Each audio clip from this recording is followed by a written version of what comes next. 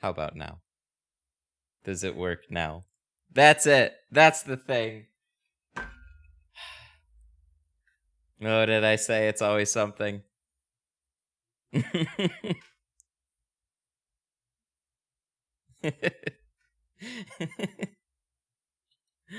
All right. We're good. No problems. Great start. Let's go. All right. We're going to have to jump into this pretty quickly here. We got a lot of work ahead of us today on a Sunday. But I didn't expect this happy little thing to show up in my life, but it did. So we finished the stream yesterday. I didn't have anything immediately lined up for a stream. And then now we have a BMW 3 Series with a full ceramic job and windshield. So we got a lot of work to do. And we're going to make this. Popcorn is ready in the morning. Morning popcorn. I got coffee. Oh, man. This is going to be a fun one, though. I'm really, really excited for this one. So he stumbled across a channel. He tried it a couple times on this one, which is really, really cool to always see when somebody like tries to take it upon themselves. They learn, they get familiar with it. It's not going to be for everybody, but that's okay. This is always a little more challenging than what it seems. So, yeah, we're going to make this thing look good. This is going to be the best BMW. Just started a tint business, could really use some pointers. Yeah, man, that's what I'm here for. That's what we're going to do on this one for sure. 3 Series overall, as far as BMWs go, they're not the most difficult BMWs, but they can give you a little bit of headaches, especially on the side seals. Bottom seals a little tight too. BMW overall, generally just a little bit tighter tolerances. What's the plastic they use to protect the door liner or the door panels? I have a little bit of a janky solution right now. But we use literally like carpet plastic from Lowe's. I found it's got a really it pulls off clean. And it sticks to most door panels. The problem is some of them stick really well and some of them don't stick at all. And so you have to find this happy in between where they stick to most. So that's what I'm using right now. I want to test a few more though. But I have 200 feet on, I always do that, on each side. So one there, one there. You're in Detroit? The Detroit area, Sterling Heights specifically. Can you give me a tip on the back windows on a new Ram 1500? Cut them on the well, no, you can cut them on the outside if you can, if there's a cap. I always cut those on the inside. Oh yeah, because it's got the rubber on the top. You can kind of slide your blade and free up a little bit of space right under there. Do that before you go to tint it. And then what I'll do is I'll overlap it on the inside. Try and with actually it all peeled off. I'll cut it on the inside after I already peeled the liner, and I'll try and sneak it up just a little bit, and I'll hide that gap. Doesn't always work the first time, but that's generally what I'll do. What's the percent on the windows? We're doing 50% on the windshield, and then we're doing 20% on all the sides and the back. I'm in Troy, and I need your services. Awesome, dude. Detroit Tint Studio. Hit us up on Facebook. And yeah, man, bring it on in. Not today, though. We go by appointments. But we might actually be able to set up something tomorrow. I don't know. Hey, I was just thinking about you. I used the clay bar for the first time today on a Tesla and a Fiat. I can't believe how clean the tint came out. Hell yeah, dude. Isn't it nuts? I love clay bars. Clay bars are so much fun. I love that everybody is taking to clay bars really nice. It's just one of those things where you're just like, that's cool. And they've been around forever too, which is nuts.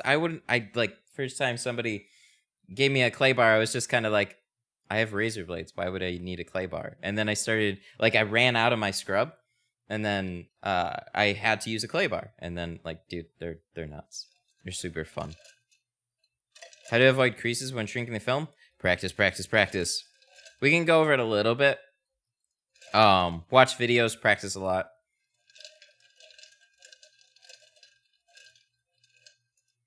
I used to use them years ago to clean the car. It's a game changer for tints. Yeah, it's nuts. I've used them for PPF. Use them for detailing. very familiar with clay bars in general as far as just, for bugs and whatnot. They work great. But for window tint, it's like, oh, shit. Yeah, that would be really, really good, wouldn't it? Because they're wet. You can, they pick up lots of little shit. It's really, really handy.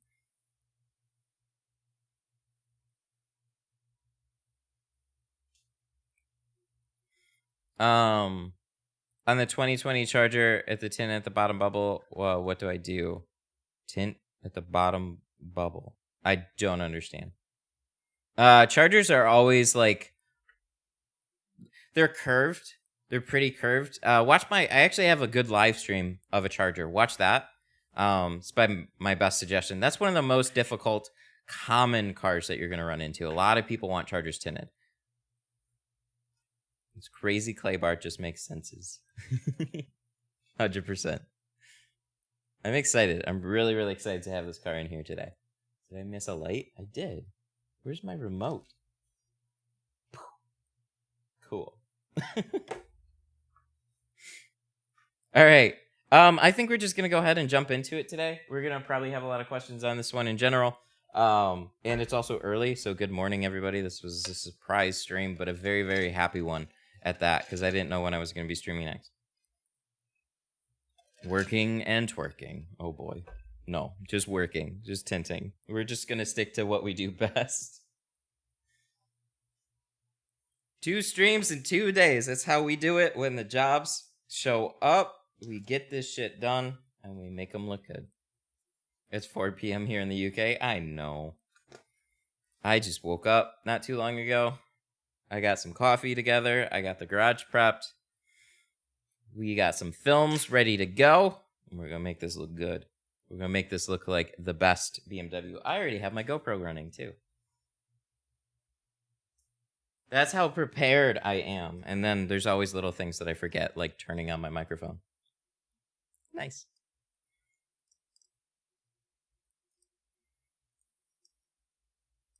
Practice twerking. Off stream, not on stream. You're streaming on Facebook too? Yeah, I stream in a couple of places. Facebook, Twitch, YouTube. YouTube's always where everybody shows up to be. But like I started out doing YouTube, and then I tried a couple different places, just kind of like broaden things out. Because there's a lot of people that talk on Facebook and stuff like that. So it's kind of a way for the stream to kind of like market itself. I don't know, like be a part of other conversations and stuff too. Rather than trying to like always post a link and get people to come to YouTube necessarily. Sometimes I'll just share it right in the groups. Are you scared again because you're using ceramic? Yes. Like, for sure. But we have a different slip solution today. This one was recommended by Jaybird. So what's interesting is he suggested using Dawn and brand Johnson & Johnson baby shampoo. So we got some. I ran out last night. I got both. So a lot is riding on that right now. But if not, we'll just change it up. It's fine. But yeah, we're going to get started now. So let's go.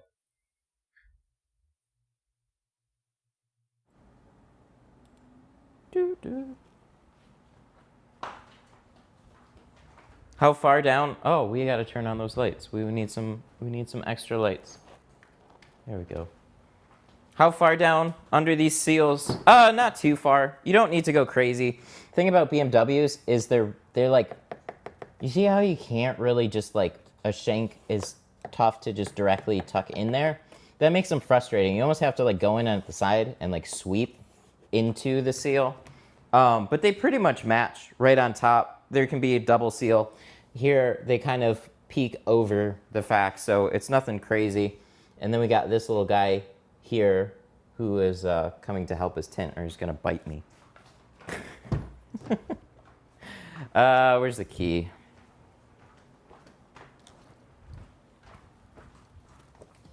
I feel like he's going to show up later. You should be good. Does anybody ever get confused on the way BMWs lock themselves? Just want to make sure. I always go to the key. But don't worry. We're not going to lock anything in the car.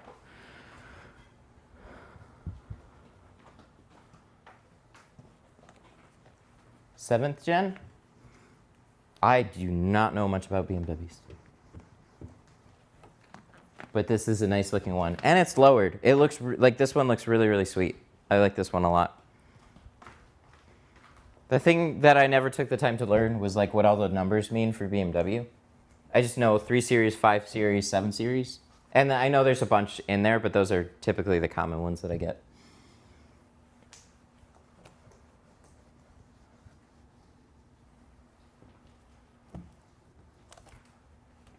Aww.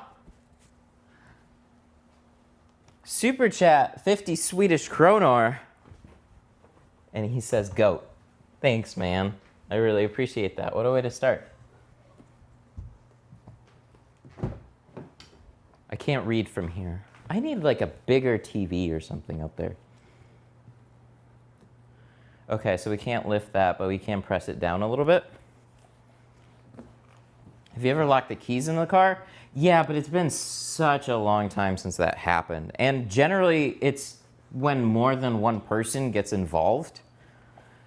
So I had this really bad habit of pushing these pegs down. I would start on the passenger side of the car. I would push the peg down to get it out of my way.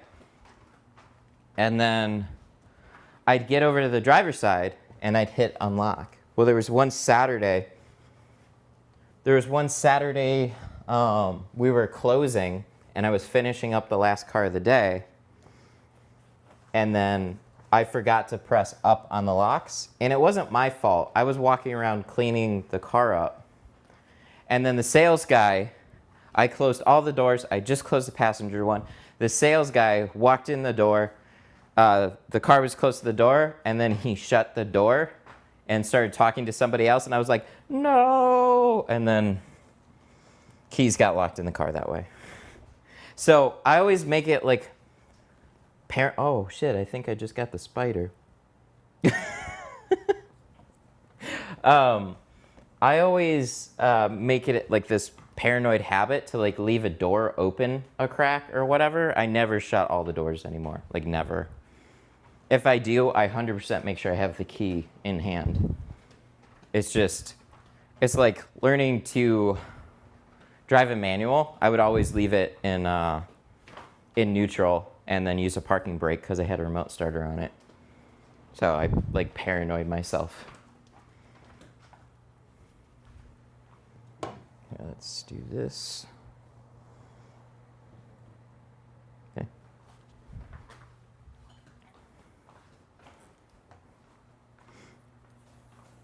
Chat, where do we get the clear plastic from? We're gonna prep the both the back and the front first, and then we're gonna go ahead and start working on the doors. I want to get ahead of myself a little bit, take out the steps that'll usually take a little bit of time to dry.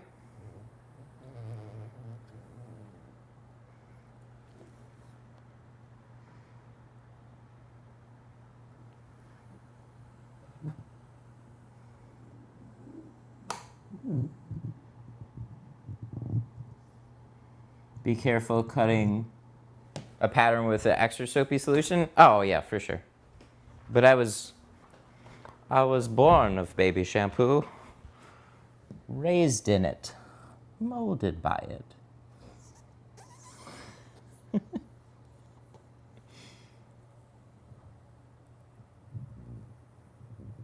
I know I'm weird.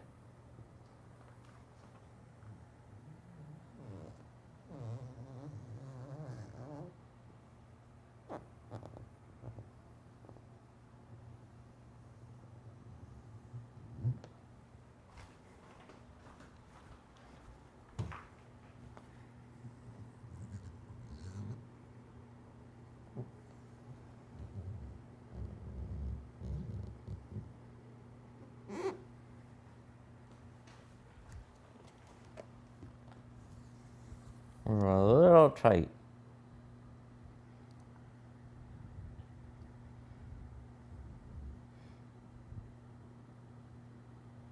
I don't know if it would be better to install a 40-inch flat screen.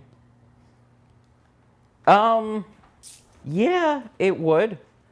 I just got to pick a good spot. That might be a good spot for it, but it's kind of like, it's kind of a lot to run another monitor off my computer already. Like, cause I got the two there. I have all the cameras hooked up to it, and I could output another monitor to it. I just think at that point we might have to upgrade the computer, because we're starting to go a little crazy. I mean, it probably can handle it okay. It's just like, at this point when I'm streaming on it and then I start getting into like the web browser and stuff, it's like, so we'll probably have to take out the editing machine out of the inside and bring it out here and leave it in the sad, cold, all winter. This thing's been out here all summer, just baking. I don't ever shut it off though, it just stays on. All right. So we're gonna let that dry, and then meanwhile we're gonna work on the back window too.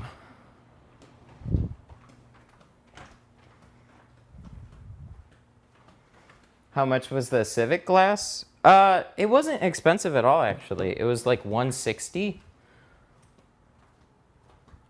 Fun fact though, this corner, so I did an OEM one, and this corner down here, I shrunk both sides. That one was perfect. This one, after I installed it on the inside, didn't quite line up as perfectly as what I hoped.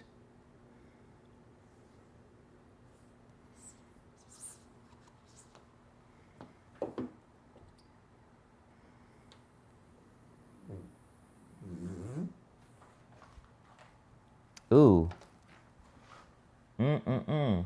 Here. We got to take care of that. When you go over a window, always look for stuff like this. This is, again, dealer. Like from a dealer plate, the stickers. It should come up. This one should come up pretty easily. And then these, we can take these out too. So we're going to do that. We had an interesting discussion about the clips too, because he's actually taken the third brake light out of this one before.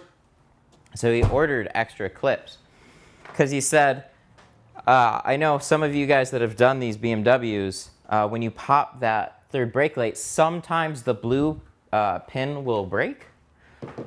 All the other ones hold it in great, but I guess it's like a known thing in the community, which is kind of cool. It's like, all right, cool. It's not just us. What do we have to do? Did I cover it up? I did. Good deal.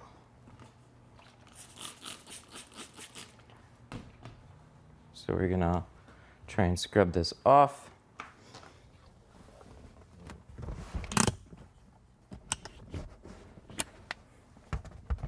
I just thought it was really funny because, like, I didn't know if it... You kind of get used to something, and, like, I've had them break too.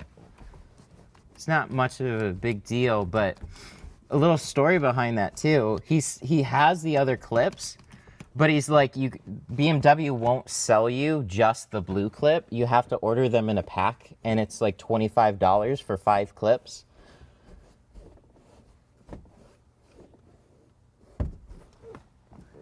So you have to like overpay just to get those that one blue clip. Very, very BMW.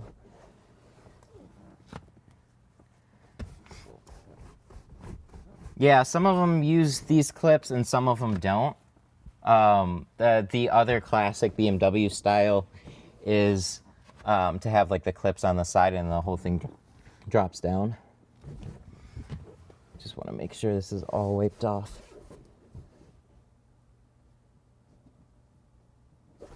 We're probably going to scrub this a little bit better. Good. That's helpful. So we're going to see He said he thinks it's already broken right now, so he's not setting me up for anything, thank God. Oh, it's not even in here. It might be up there. No, it's not. It's not even in here. So we're going to get that. I told him we would put one back in. But yeah, all the other clips are fine. So these ones are really easy. The 5 series and some of the other 3 series, 7 series, stuff like that. They'll have these little tabs that you got to push sideways and then it'll pop out. And then we got to get this out. Oh, dang, that's really on there, isn't it?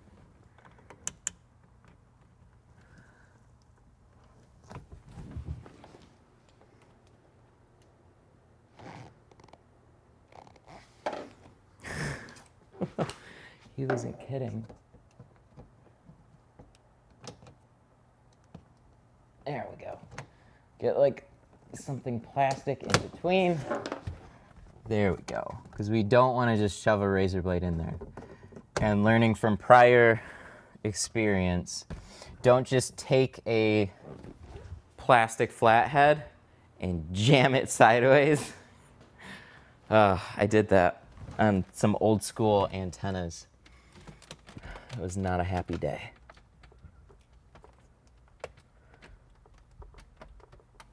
But these ones, oh, these ones slide sideways. What's up, camera? How you doing? It's recording. Can we leave it like that? And it'll just like, we got another camera angle. There we go.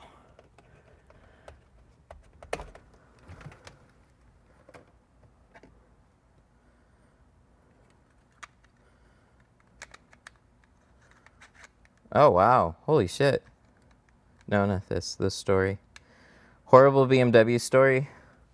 Here, we're going to leave that. That just slides back in. Horrible BMW story. Long story short, 3 guys ran up on me at a car wash, tried to rob me, but was able to shoot me. Holy shit. That's fucking nuts.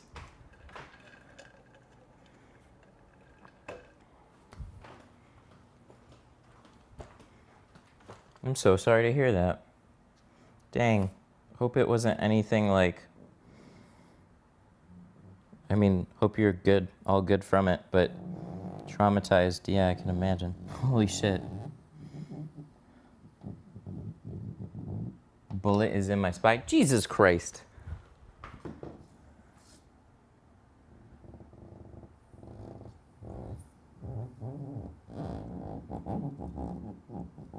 So it is raining outside, which makes it incredibly humid in here.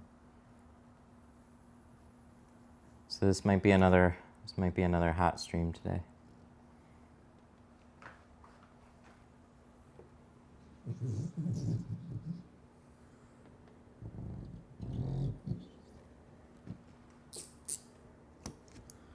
I hope this stream isn't traumatic for you, man.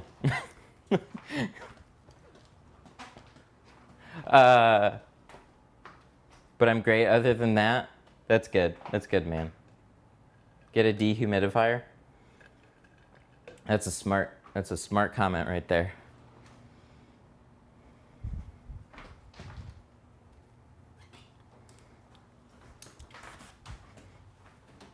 The problem too is opening and closing the garage, so it kind of like, ugh. But, God, we're gonna have to give this back glass a good scrub down. We got some little adhesives. I don't want to cover that up quite yet. So, whenever you see adhesive on a back window, generally speaking, if you don't see a plate, like a dealer plate, you don't really have a lot to worry about, but to give it a good once-over, just like eyeball it. But when you start to see some anomalies, you want to be a little extra careful, because that kind of stuff you could easily cover up with a dryer sheet.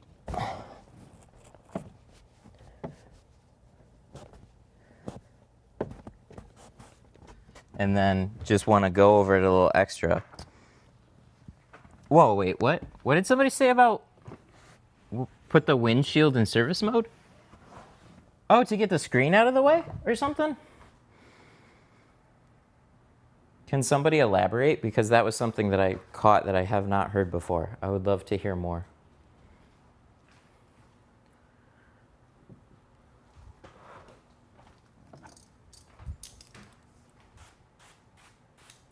I don't think this one folds.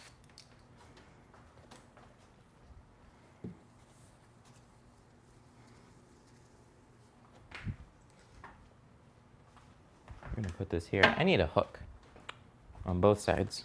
I do that too often. All right, there we go.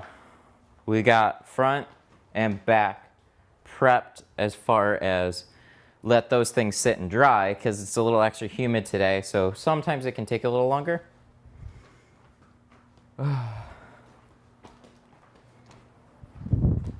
Service. Whoa, you can do service mode for the wipers? No way. Oh, that's cool. I can deal with it this time. Thank you for that. If you could post it in the Facebook group, that would be incredibly helpful. I've never heard that before. Here. Back/groups/tinternet. Here's the Facebook group. It would be tremendously helpful to post that. A lot of people would appreciate that too. Join the group if you haven't already, and then I'll add you, and then do that. Or if not, I'll try and remember to look for it. That was super helpful. Thank you. Thank you.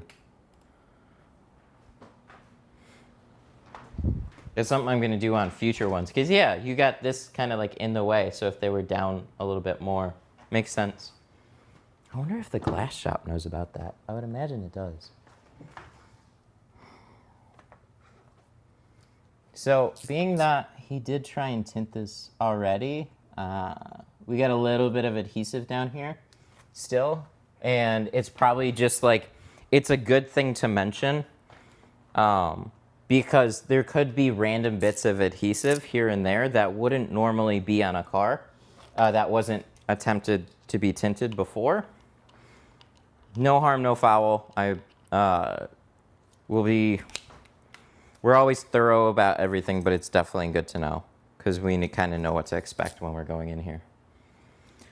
All right, and with that, let's get to the fun stuff.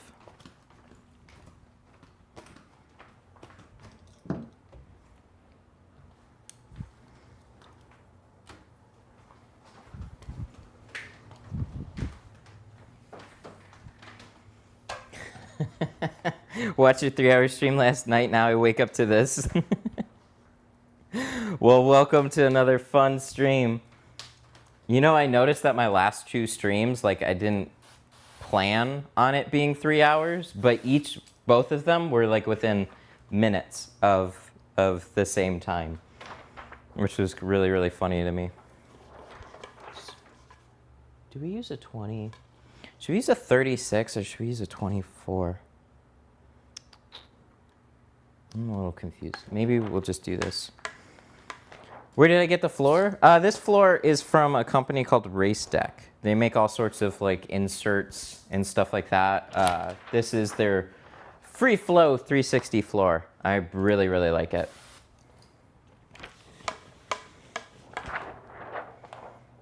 Any weird cravings yet? No, no, not really. Just like good old Philippine home style foods and stuff like that. Every once in a while I get to run out and get some like special foods, but nothing crazy.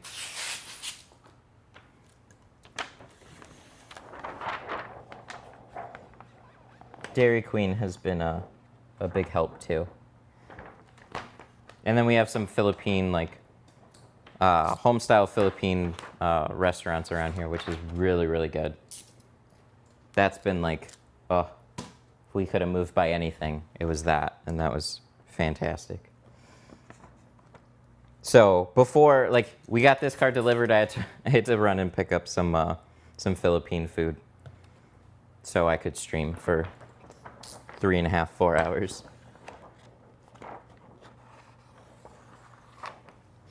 Why do I cut 6 inches off the roll sometimes? If it's been a while and the roll generally looks a little, what's a good word, haggard? Like, you know, it's scraped around in a box for a little bit back and forth. It's still protected, but in case there's any sort of like little wrinkles or something like that, if it looks really bad, I'll just cut it off because I don't want to risk putting that on the car. Most of the time, you're completely fine. But when we got a special ceramic job like this one, like screw those 6 inches. We want ones that look extra good. Okay, so how slick is this? That is the, oh my God. We may have to adjust our soap already. Sweet Jesus. I haven't used the Johnson & Johnson bottles in quite a long time. Okay, there we go. So I think I put a little bit extra, but having too much is still fine. I want to be sure this stuff's going to slide around. So sometimes when you mix up your soap a little bit, like when you change, you got to figure out what mix is good for you and the film that you're using. So it'll just be a little extra.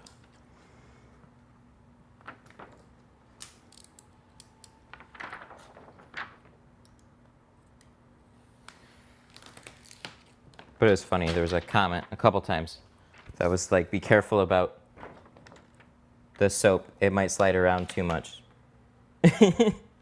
Use a separate bottle, exactly. I know, I heard. Generally speaking, I use like more soap. But oh my God. Yeah, this stuff is definitely having a little struggle locking down. We might go lighten this up a bit. But I will make sure this gets locked in place first before we do that. We can do that, honestly, by just letting it sit there for a sec. And then worry about the back doors. Use a little separate bottle. I think I have one, and I could. It's me being stubborn right now because I think I literally have one sitting over there. That's just water. So I'll probably just grab that.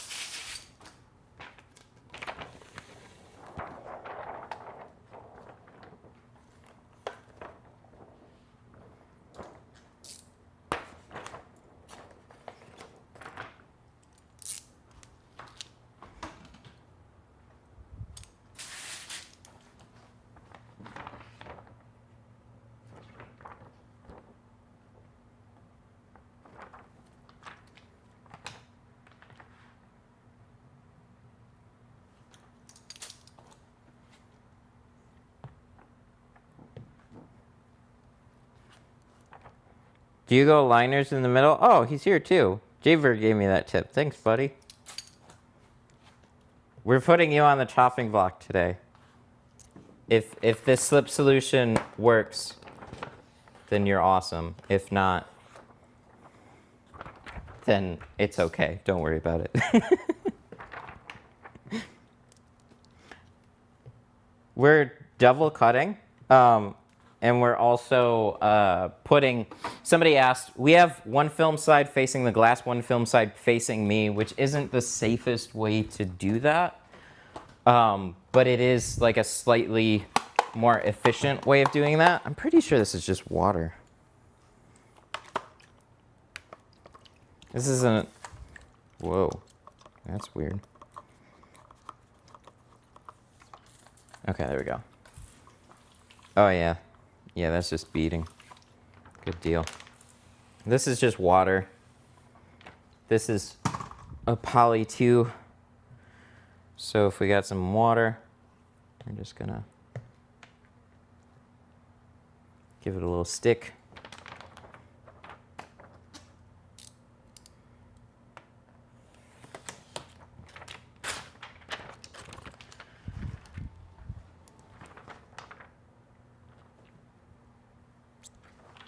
I'm good.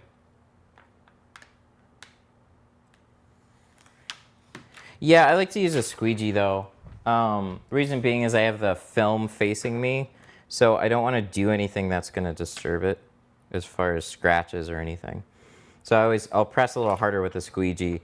And my slip mix is usually always to that point where it'll give you a little bit of slide, but it won't like walk all over the place.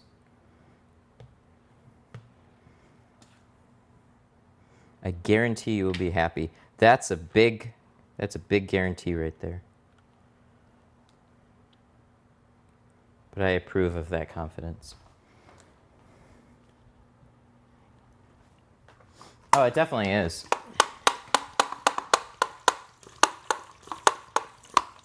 Which would explain quite a bit, actually. So I've had people say, like, hey, no matter when I squeegee with baby shampoo, it slides all over the place. So, oh no. Fuck. This is where it all goes downhill, unfortunately. Oh, now it's sticking. Jesus. You guys ever cut yourself with window tint? Because that's what we just did. This this film is sharp. Sweet Jesus. This is also a 2 mil film, so this is a little bit different than your average ceramic.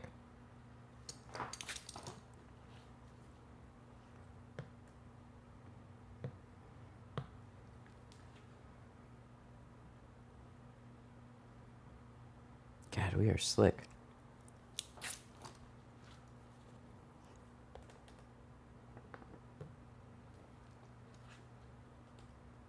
Yeah, there we go.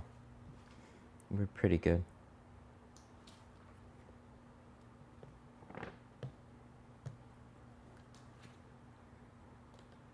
Razor blades are better. No.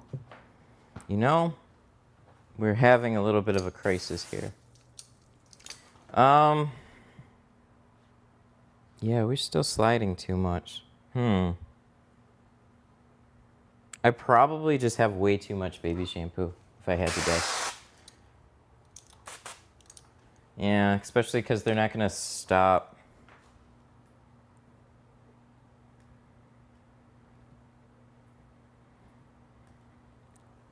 I think we're okay, kind of. Give me a minute. I'm thinking of what I want to do. All right. Here's what we're going to do. God damn it.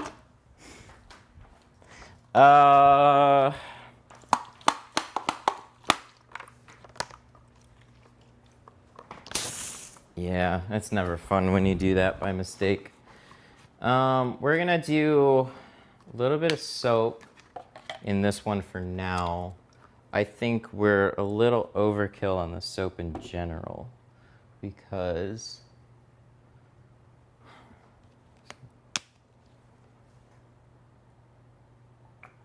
so we're gonna put a little bit of that in there.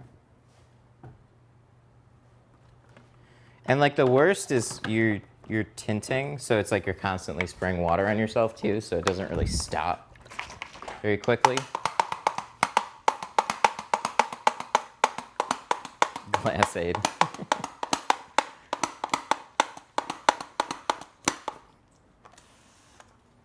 I'm a little nervous about just... Here, let's do this. Rip Jaybird. We shouldn't have changed. We'll see on the installation though. We'll know on the first one, and it's fine if we screw up the first one. But if I just have way too much soap, I'm just gonna have to like break it down a little bit. So we'll empty the spray tank, start over, take a little intermission.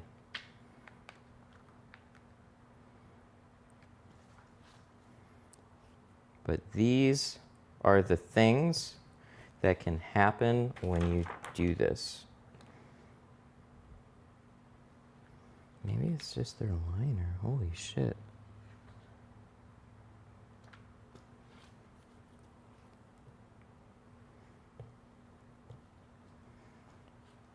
Has the color changing window tint become a thing yet? It's starting to, but you can't trust it yet. So try it, like get some, try it. But man, I had the last company I was working for, we had they bought some from like a decent sized company, and it was like $2,500 for a roll. Like, it was expensive shit. Oh, she's off anyways. So $2,500 for a roll.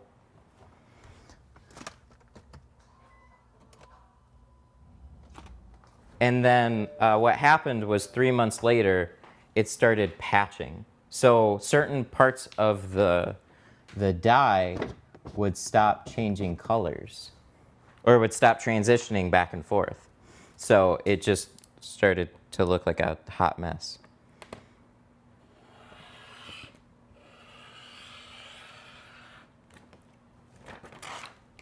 Damn, all that time.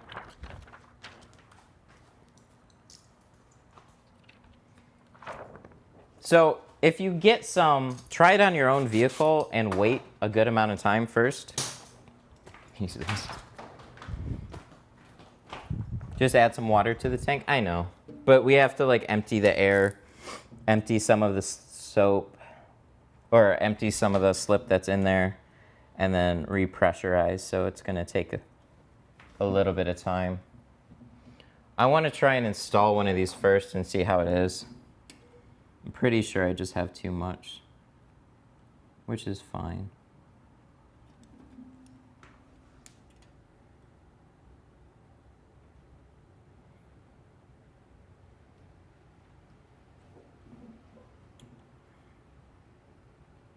Maybe, I think I've been putting like a fair amount of other brand soaps in. So there's a good chance I just underestimated good brand soap again or something like that. I don't know. We'll see.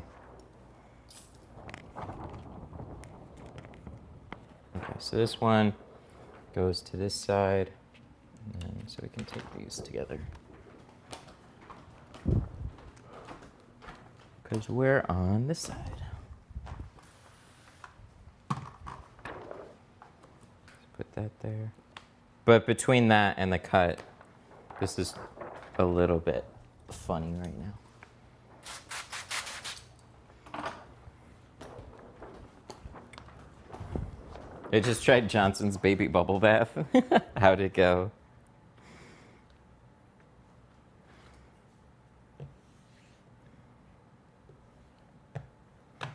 That's what I'm looking for.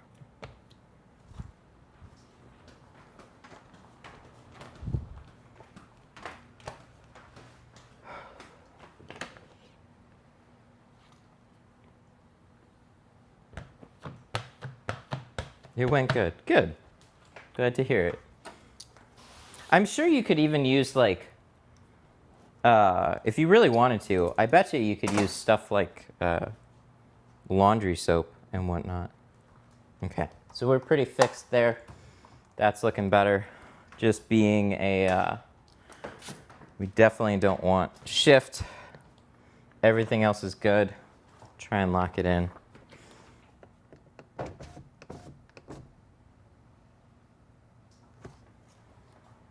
Make sure, oh shit. No shit, it's still sliding.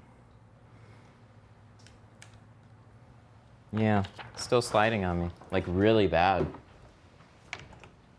Wasn't kidding.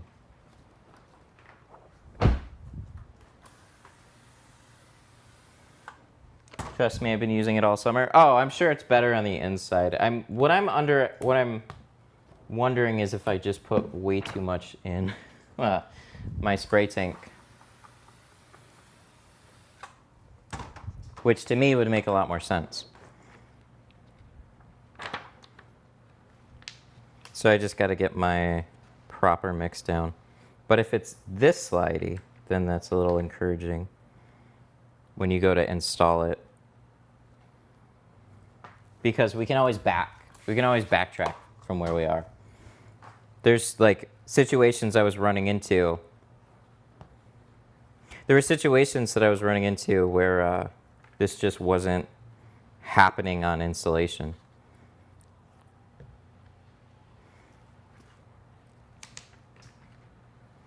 This is one of those situations. Oh my God.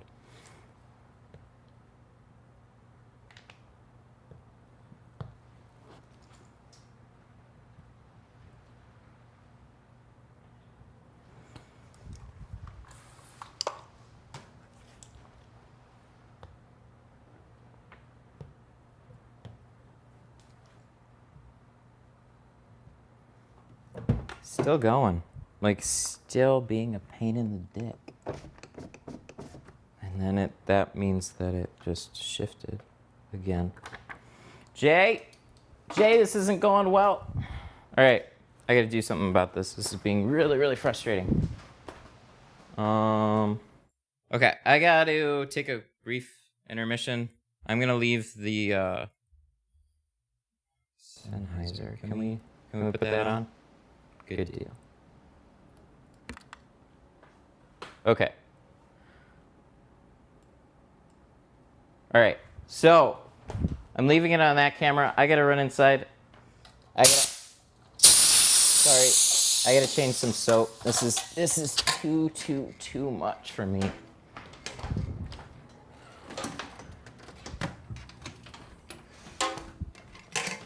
But I can still hear you guys and stuff.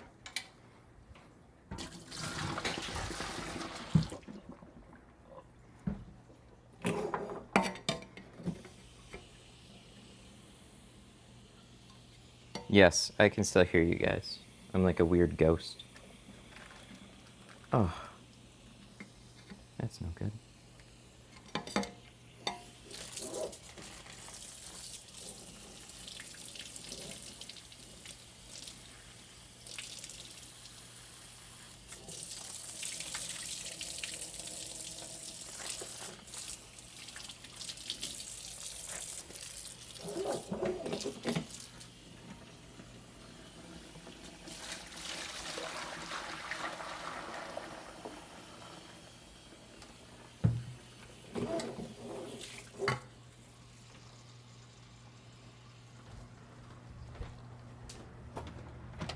Okay, so that needs to fill for just a minute, so I'm just gonna let it do what it does and then take a second.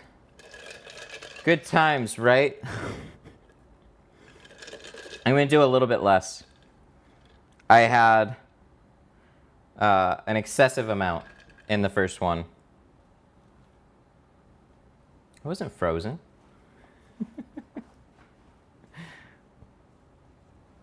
Here, we can take this off for a minute. So I'm gonna let that fill for just a second, and then we're gonna change my soap up a little bit so that it's a lot more usable. But I don't know, it's just being extra slidey right now. That's really annoying. So give it a couple seconds. I gotta run in there. Rinse the pattern in the window with the light soap. I did, though.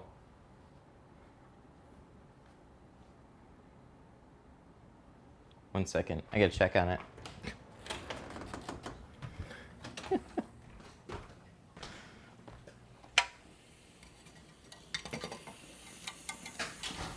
Jaybird likes it very slippery. I do, too. And I appreciate the help on it. It's okay. We'll get it nailed down. So we're just going to use a little bit less compared to what we did, because I put a lot of baby shampoo in here. So I'm just going to not use near as much. There. That's about half of what I did before. And also it's Dawn Ultra. So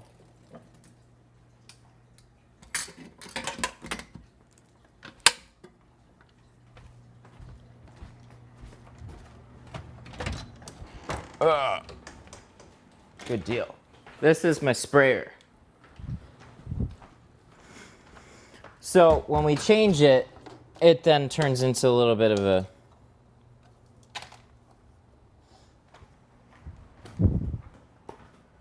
here, we'll go back to the GoPro.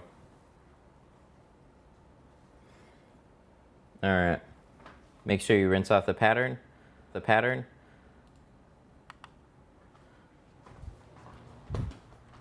Right.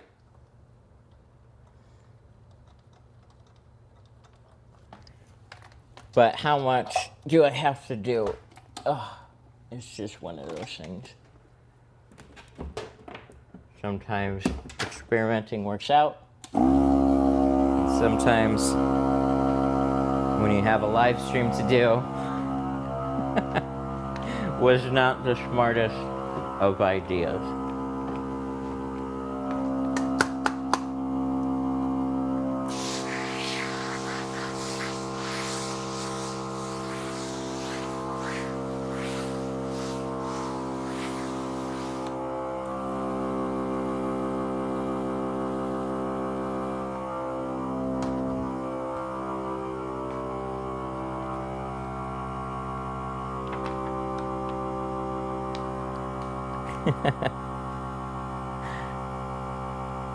Super chat, $2. Thank you.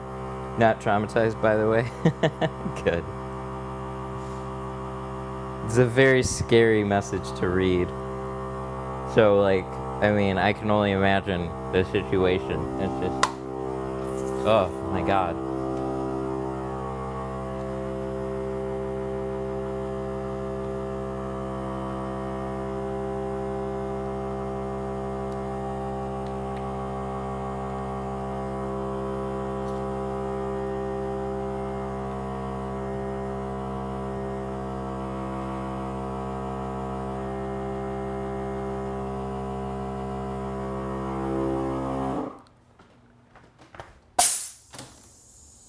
That's always super handy. Professionals, just know how to correct under pressure. Oh Lord, I hope so. And then what's ever in the hose, that needs to be emptied out too.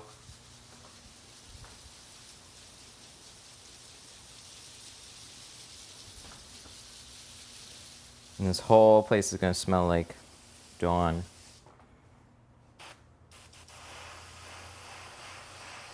Dawn is something I have not used in a little while now.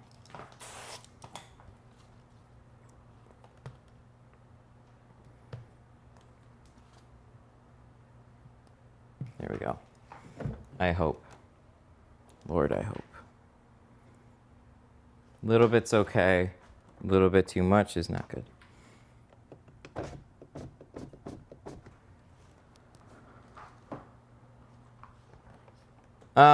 The floor doesn't absorb water. It's got slats in it. So it's like kind of like a drain.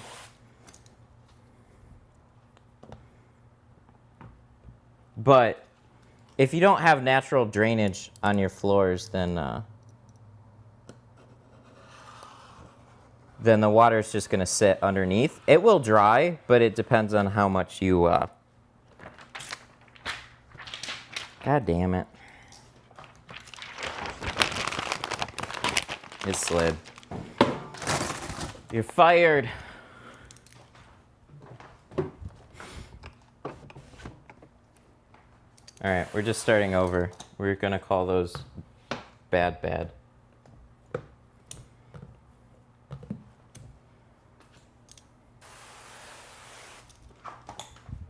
Let's take this guy. I don't know if we have enough for two. Yes, we do. Fired! 100%.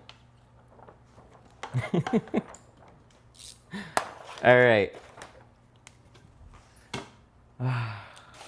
And we burn time. Here's what we're gonna do. We're gonna make sure this works. Good God. This is like an ice skating rink.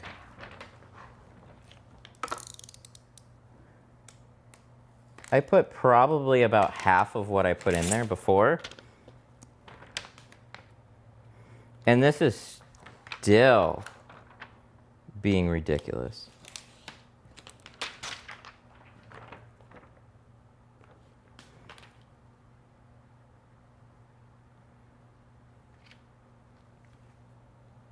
Good God. You don't use a plotter? No. Fuck the plotter.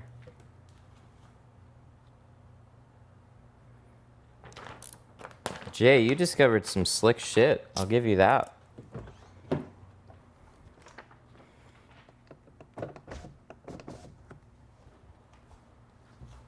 There. We're just doing individuals right now. We'll experiment. We're about half of where we were. It's working a little bit better, I think. Oh my God, it's still...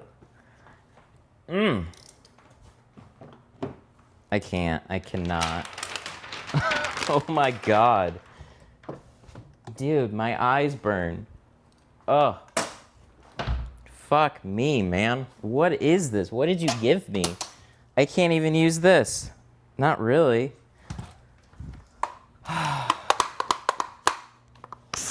Ow. Fucking hell, man. Guys, this is turned into a big meme now.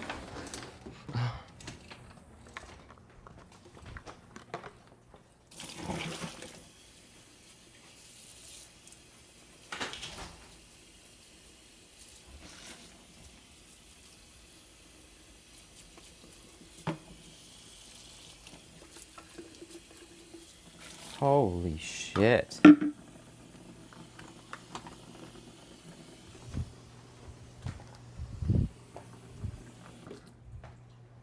Oh. Okay, so here's what we're gonna do. I gotta dump this. It's just too much. This is what? Oh my God, my eyes.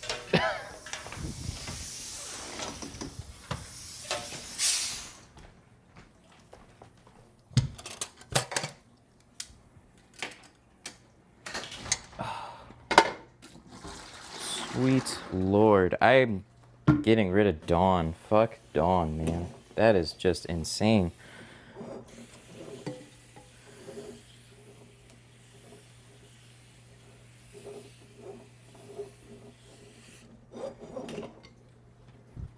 Well, I figured out how to make the slipperiest stuff, and that's just mix Dawn and baby shampoo, and you will have a soap bomb.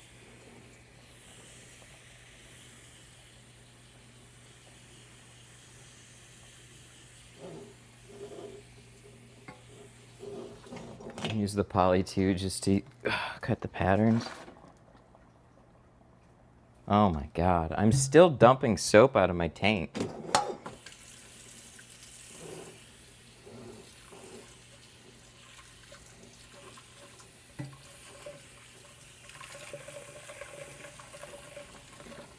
I see why this is so bad right now.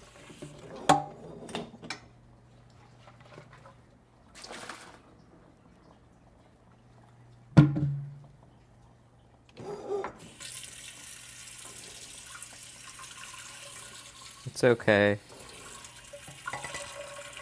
Just with all the experimenting that I've... Let's just call it soap bomb. Here's what we're gonna do.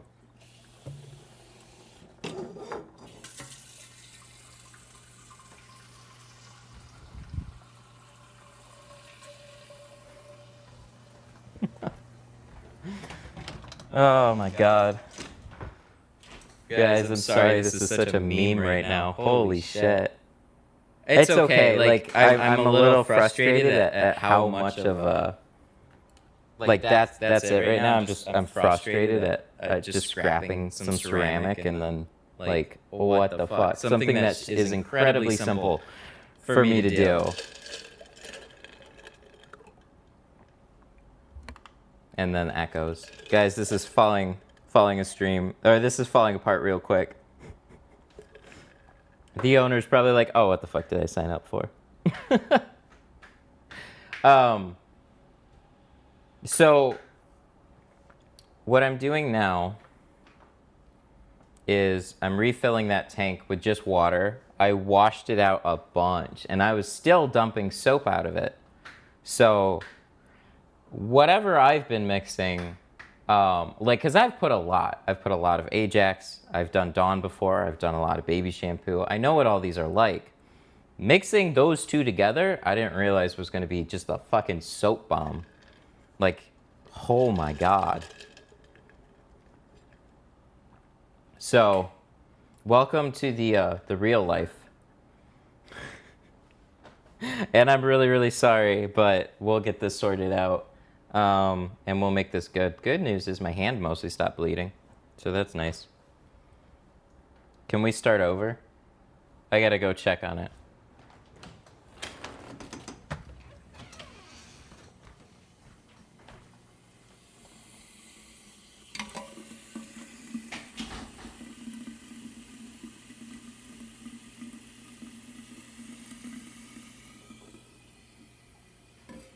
I hope this makes it more entertaining.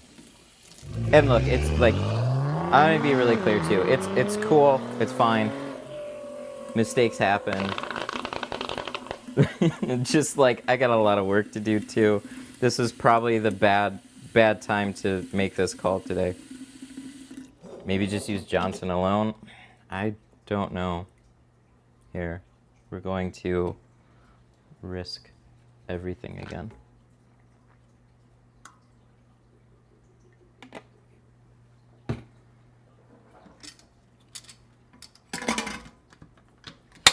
Okay, we got one locked in mystery soap mix right now.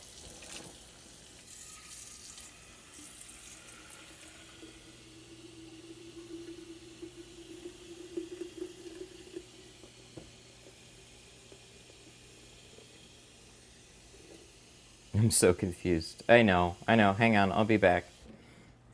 You guys are just chilling.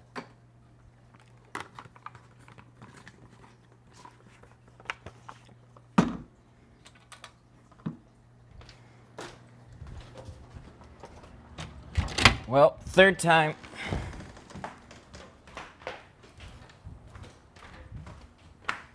Let's put this here.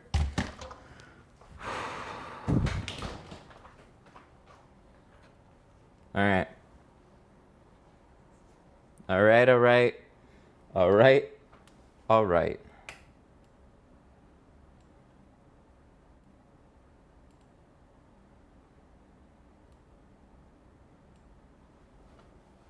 What type of lighting? Oh, we got a bunch. So T5 grow lights up at the top, we got 4 of them, and then we got these LED ones. These LED ones came in the garage.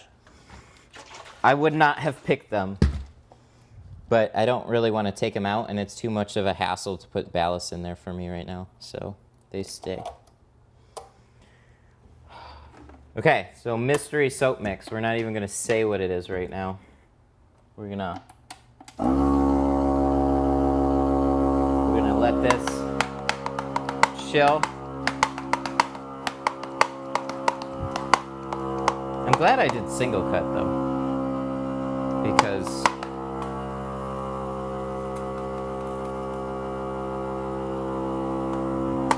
let's get back to some form of normalcy. These are both the same roll, by the way.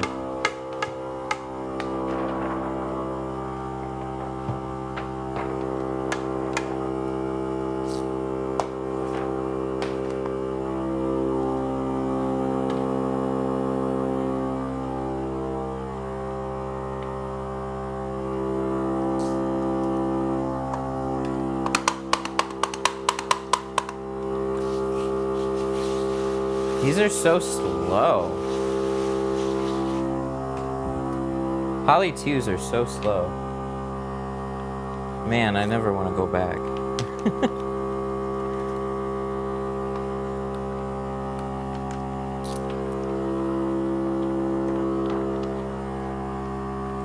In my world, that's $75 worth of film gone. Yeah, man.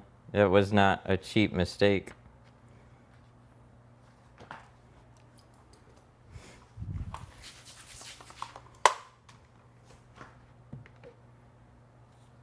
But It's okay. We will recover, and we will come back to it better than ever before. My God, it's still sliding.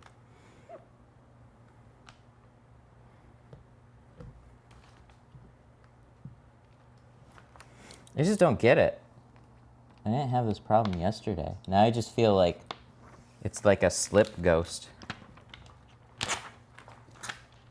Oh, because we didn't really clean off the window, right? So did we fuck ourselves again? Hang on. We'll get this, though.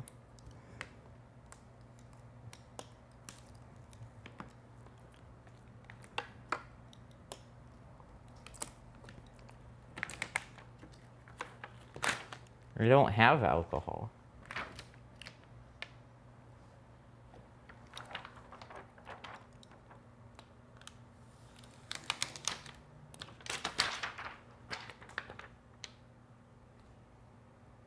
Whoa! What the fuck?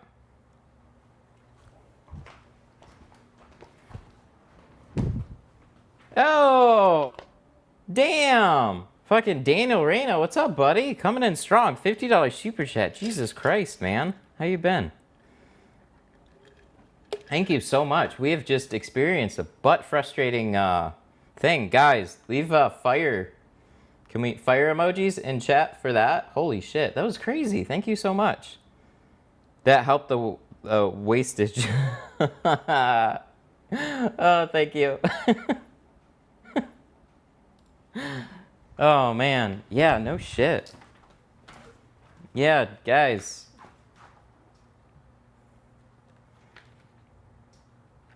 That's big fire.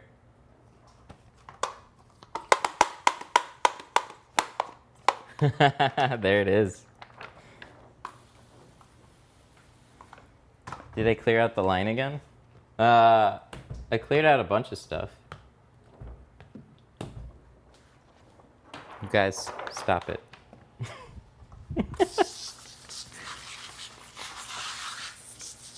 Yes, we're gonna do that right quick.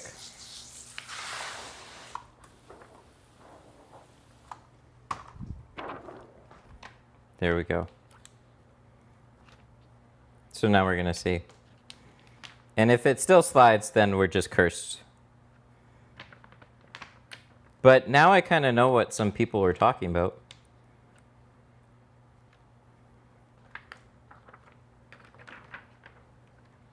Good God.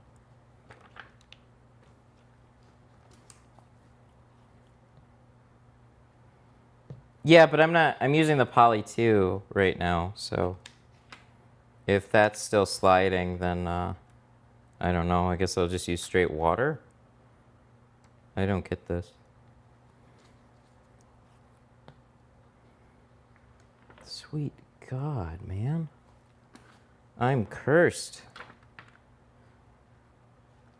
This just isn't happening.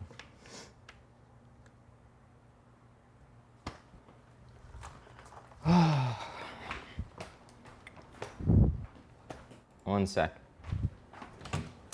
Can't have anything nice today.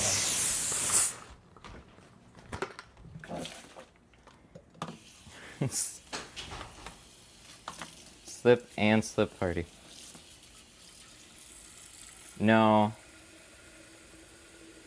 We might have to do one at a time. Hang on.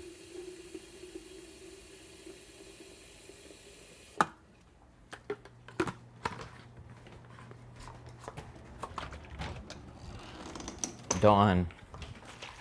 Never again.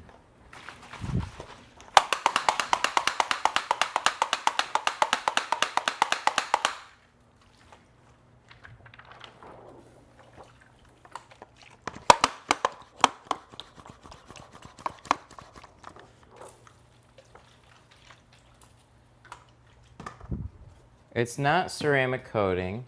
It's not, it's just soap. That's all it is. This is just soap. It's just an endless barrage of soap. It is being butt frustrating now.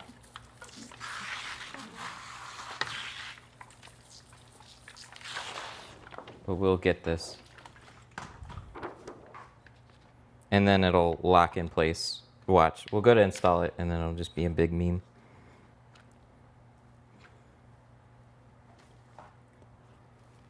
So these are the little things. It's a BMW. Oh my God. It's not a BMW. It's me.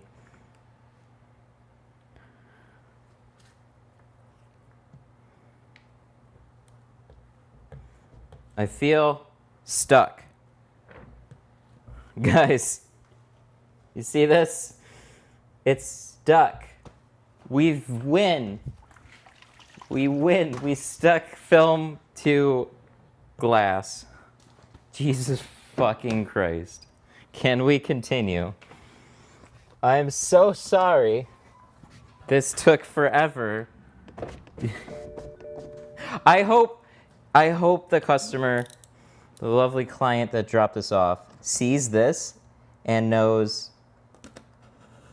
this shit can happen to anybody. There we go. Oh my God, fuck me. We successfully cut our patterns now. Good shit. All right. That's all I needed. I literally needed it to stay in place for a fucking top edge. Now, explaining something like that is going to be super fun. Yeah, I just couldn't get my soap right. Favorite word, third time is the charm. No, I hate that. That's terrible. That's window tinting, like, nobody wants to do third time's the charm for window tint. God, that's so annoying.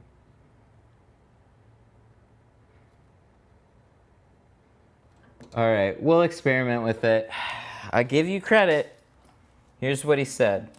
He said, use a less slippery bottle. It's not that he didn't try to warn me either. It's that I was slightly ignorant to it all too, as well, which is it. No, we didn't. The Ajax was not the problem because I've been using Ajax for a little while. The problem was my ignorance. He said use a bottle with less slip for the outside. And my thought is, how bad can it really be? It's soap. I've used a bunch of them. I've put a ton together. Like, no joke.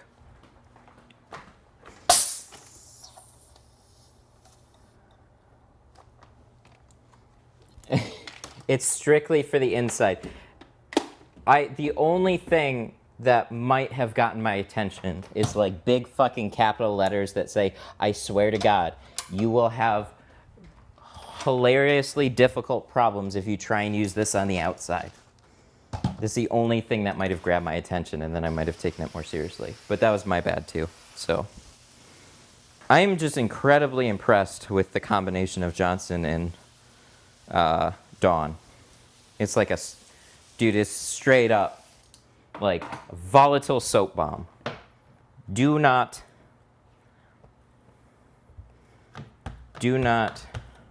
take lightly. Send this video to anybody who questions it. No, that's cool. You didn't script the stream. We'll get this done. We're just a little bit delayed now. So we're gonna wait on that side. So let's get the heat gone. Let's continue. Let's try and recover any small sense of dignity since we have gone live.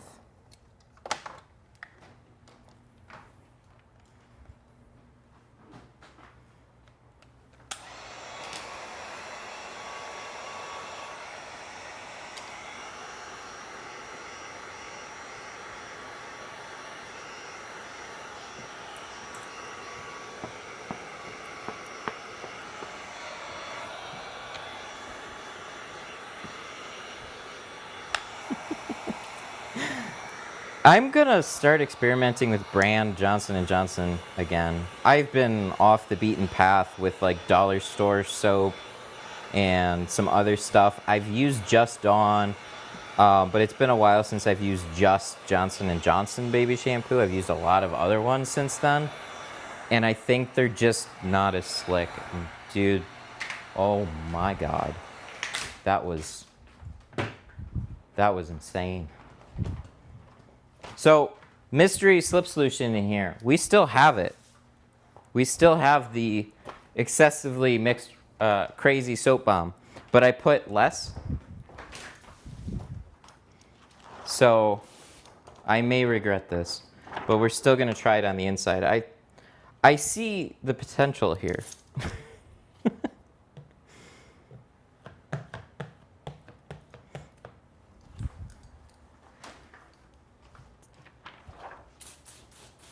Sometimes you stray too far.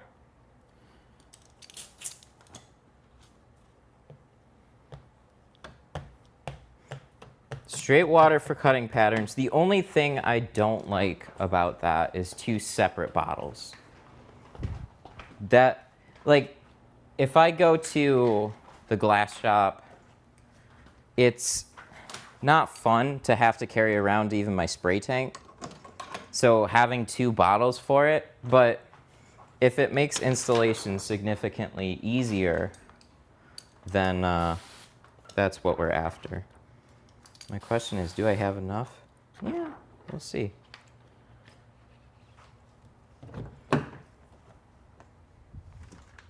Just really, really surprised. Okay. So we have some things sorted out. Now we cross our fingers that the installation actually goes okay. We still have a backlash and a windshield today. So we're not having a good time yet. As far as general speed goes.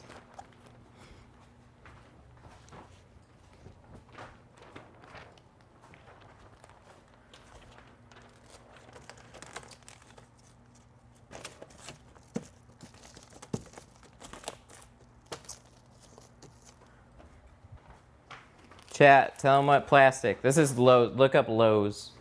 It's just carpet plastic. It's not sticking to these ones very well. Daniel Reyna, at it again with the $25 super chat. Buddy, thank you.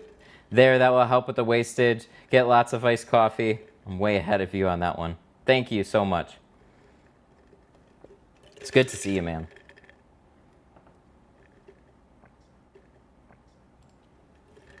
All right. Are we energized? Are we ready? Are we ready to kick this BMW's ass in a very nice way and use a clay bar?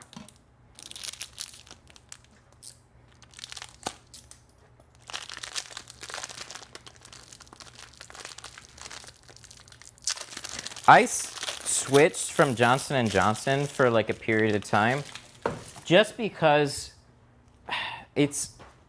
look, I respect Johnson & Johnson, but they're charging upwards of $5 now for a bottle. And there's so many other soaps that are out there. So it's worth like venturing out to finding like how much do you really need Johnson & Johnson. And they changed their formula too. So it wasn't even like they stayed the same. Super chat, $5. Did I ever find any joy? Well, I try to find joy in these streams as much as I possibly can. But on a serious note, yes, Terry Taylor sent me joy. So I do have that. I wasn't a huge fan. It seems sticky, if that makes sense.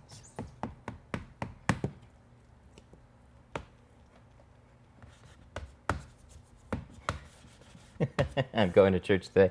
I'll pray for you. Thank you. We need it. We need it right now.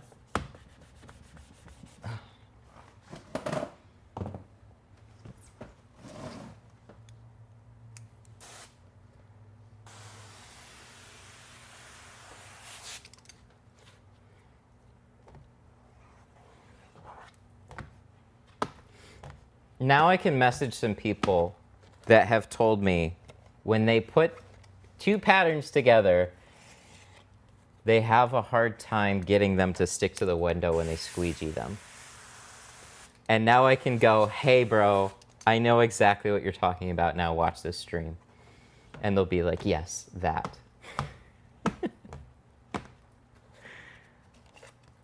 Overall, I'm very happy with GeoShield. It's been really fun and frustrating at times. Good company.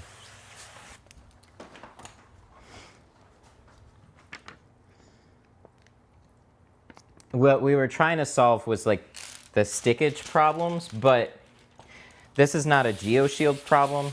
This is like a Guari thing.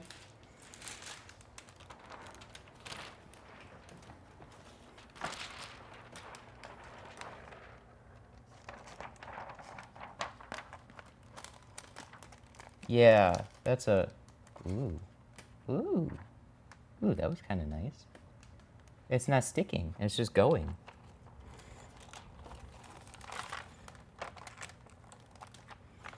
Does GeoShield sponsor? Yes, they do. So that's one reason. But look, a sponsorship is not worth selling out a community, using a film I wouldn't do, having tons of comebacks. It's not worth it. Not worth it by any stretch of the imagination. So I would not have partnered with them if I didn't believe in what they use. Also, I've worked with them in the past on a couple of small projects. So it was like, you know, we worked together, we talked together, we stayed in touch some. And it was really like kind of like a natural thing. And I really like what they do for people in this community. Jay, you have redeemed yourself. This went in and it stuck and it went pretty good. I think it still got stuck on the way out, but look, explain, it's stuck, it's frozen, it's good. You're okay, buddy. Not banned. But anyways, knowing where this film comes from, knowing what they do for a lot of up-and-coming tint shops and stuff like that, it's like, it's been really fun working with them. Because one of the things I take really seriously is like, what I use on here, I want to be accessible to anybody who wants to use it. And with a lot, there's quite a few good companies out there that's just not possible. You kind of, if you go too big, and it doesn't necessarily mean you're getting better film, it just means that you're getting bigger company, and a lot of them tend to be arrogant. So, ooh, I like that. That went so well.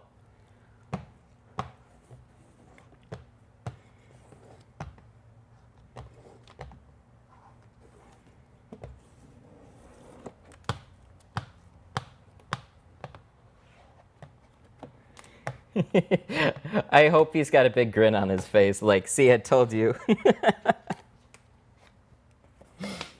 Because I know I would. I'd be laughing my ass off a little bit if I was like, hey, bro, you got to use something else on the outside, use it on the inside, and then when somebody's frustratingly like, dude, that went really well. That installation went very well on this one. So, points back. Points back. I get it. I get it now.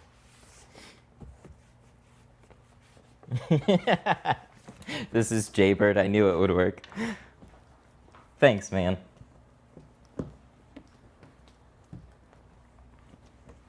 We got a couple little air bubbles at the top that we got to make sure we take out. Best way to do that, make sure your bottom edge is tacked down. And then I'm going to do one of these dealies.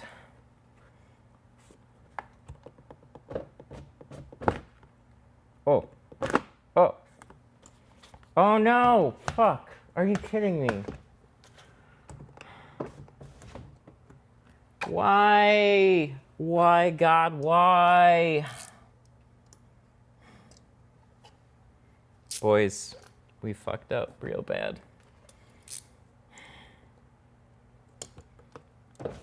How the fuck? Jay, you're fired. Boys, we gotta do it all again. This is one of those days. This is one of those days. This is one of those days when you want to go to just wake up and then everything was just a horrific dream.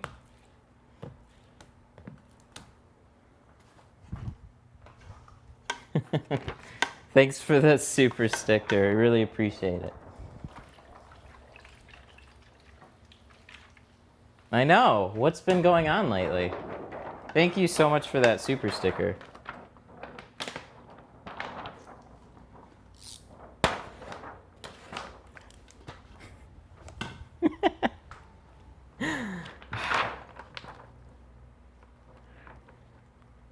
Oh.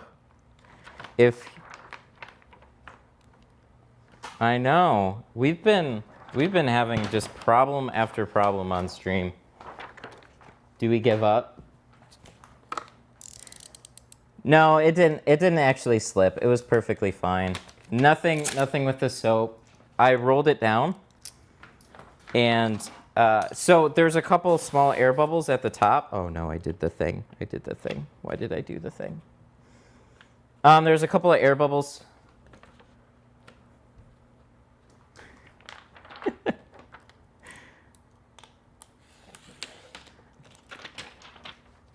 The problem was, please don't, please. When I rolled it down,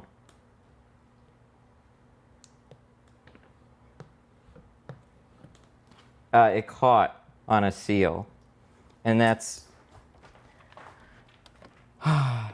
not something that's very common to happen at all.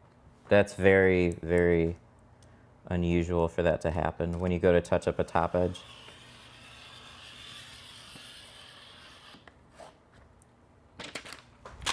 Okay, recovered. Pattern cut.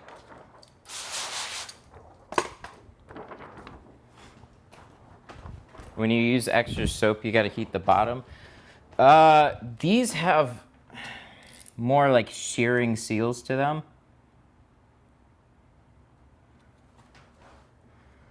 So I do it all the time. I roll them down. It was sticking plenty fine. It's just, man, it just caught an edge or something. What a tragedy. God, we were so recovered, right? If there's one thing that I've learned though, keep going. Just when you're in the middle of a train wreck, just power through it, man. Keep going. Keep going straight through that train wreck until you destroy the city.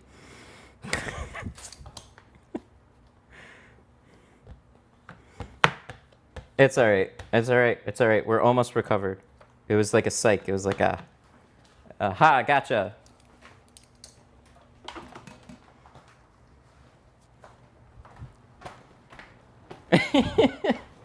Honestly, you should go live before you try this concoction. What time is it?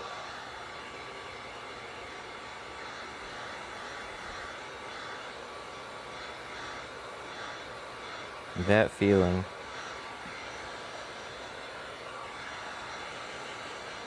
It's okay. It's all right. You guys don't have to donate because I keep scrapping film. It's okay. We're fine. We're getting there. We're playing catch up a little bit.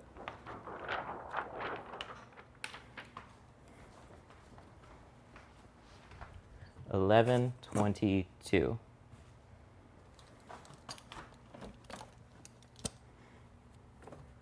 Oh, what's Michigan time though? It's fine. It's fine. 12. Oh, sweet Jesus. Well, we said 4 hours. This will probably be done by 3.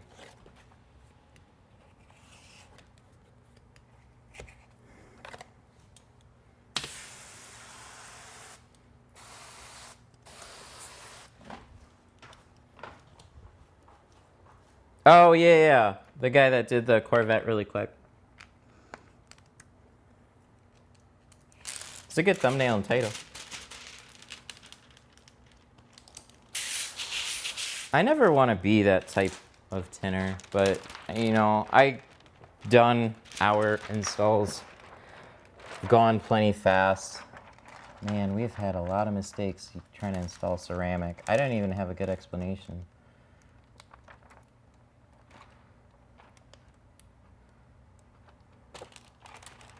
It's a bit of a, I don't know. I don't want to call anybody out about it. I just like, when you go, it's not that you can't put out a decent job in that sort of time frame. I don't want to definitively ever say that.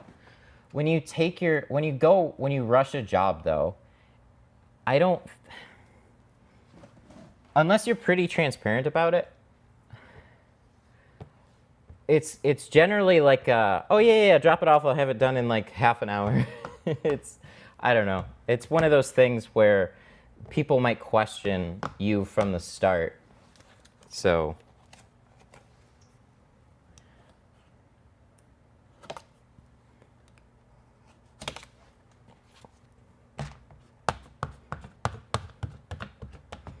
Yo, dude, I am no joke on this. This is a nice slip for the inside. Like, really nice. So that's encouraging. Okay, so here's what we're going to do. Jaybird's hired again.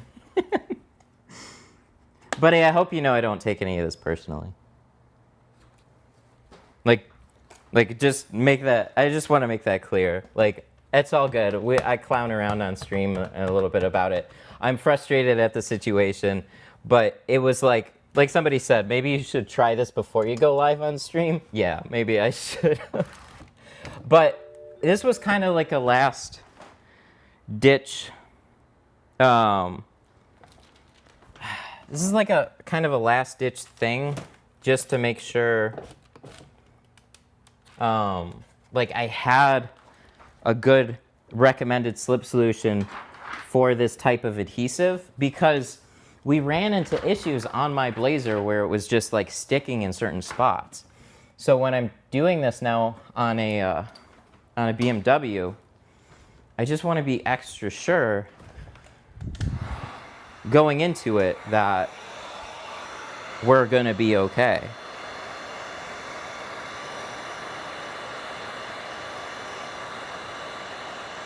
So, as embarrassing for me as this can be, for as long as we have spent just tinting one window and fucking patterns and having a hell of a time. It wasn't sliding, but anyways, I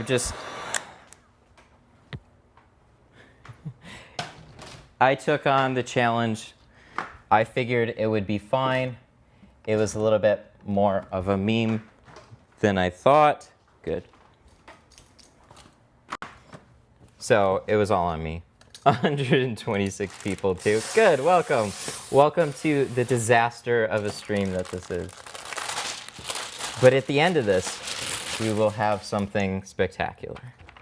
I guarantee it.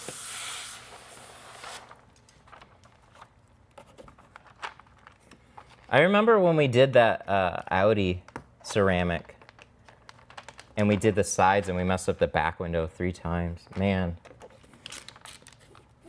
You guys remember when I said sometimes you work yourself into situations and then, like, for one reason or another? We have been in one of those hot streaks. It's not, it's like, holy shit, man. This is, I know you guys have been through this. I've been through it and I've talked about it, and we'll get past it. It's only a matter of time. You keep going. We'll get there.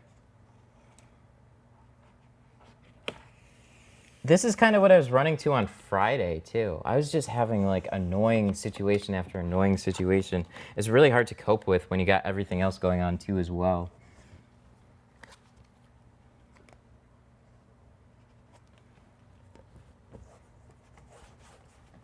Okay, so one thing we're not going to do is roll them down. We're gonna leave it. Hey, guys, first try. I need to get one of those Braille shirts that says first try, but we need that for window tinting, man. Holy shit. I don't want to steal it from them, but...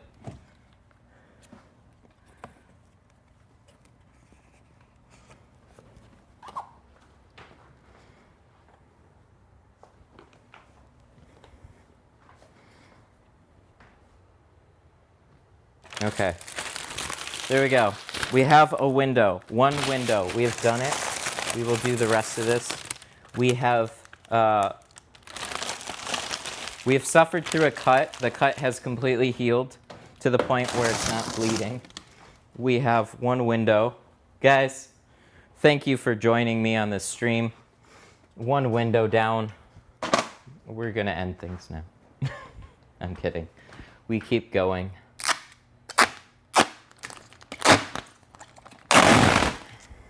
Because if it wasn't a train wreck already, we're gonna make sure it is. I really like that slip. At the end of it, yeah, like 100%, it slid really well. And then when it tacked down, it was there, man.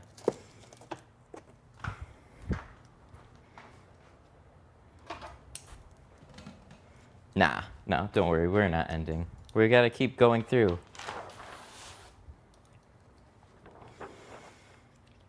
The hard part when you change a film like that and you run into this kind of issue, it's like you want to abandon it and go back to what you were doing. And like in some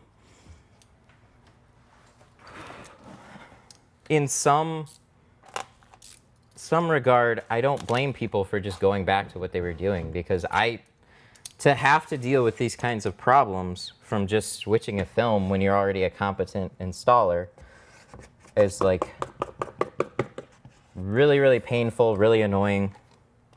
But yeah, we're doing 20%. But like, I don't know. Sometimes if you soldier on, it might be worth it. I knew it, like for me, I knew 100% it was the slip. And it's just been a gradual thing. I think I want to try just baby shampoo again. But good Johnson Johnson. Maybe that was it all along.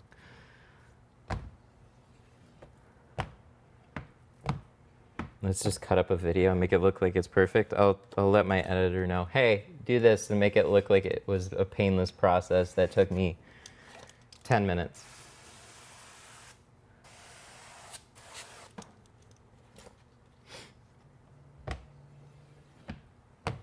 Did I know there's 10% and 15% film? Yeah, for sure. It depends on the film brand and the film lineup. So like in the ceramic, we have a 70% too. But I don't have 70% in carbon.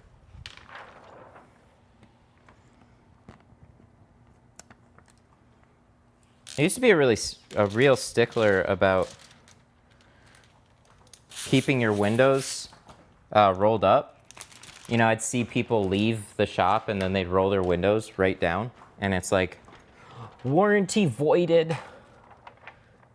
And then I went to, I tinted my own windows and then I went to drive-through and then I did the exact same thing. And I was like, well, I'm an asshole. Oh, that's nice. Okay. Okay. Dude, for as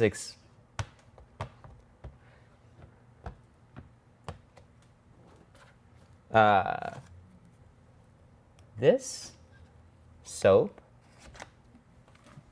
bro, this is good.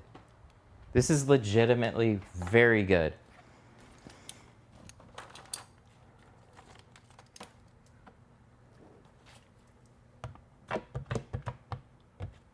Dude, this is nice. Like, legitimately super, super nice.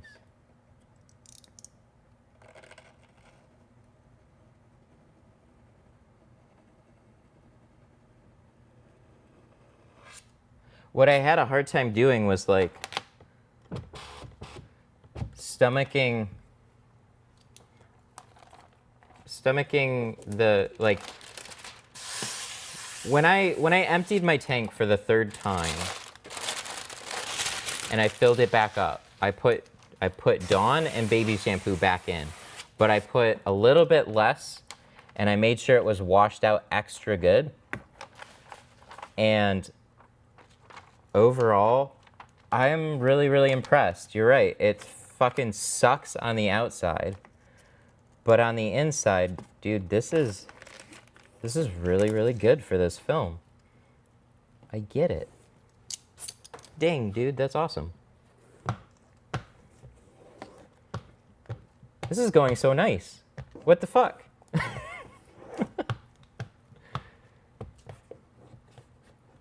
All right. Rehired.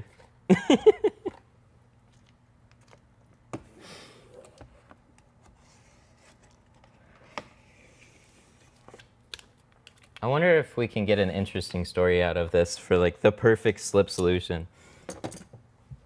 That also is the worst slip solution ever. Because it's great. It works great. That went fantastic. But getting there... New mix. So next step for me is getting used to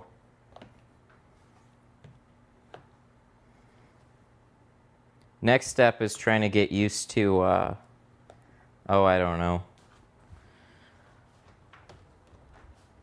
Trying to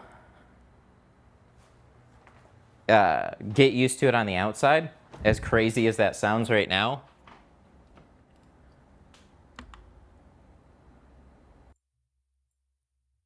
There we go. Warning, heat the top edge, has to be safe. We don't want to waste no more film. If I fuck another one up, it's fully on me for sure. So what we're doing in place of that, well, like, for this glass, it froze really, really well. So good news there. Okay, we got to change a GoPro battery.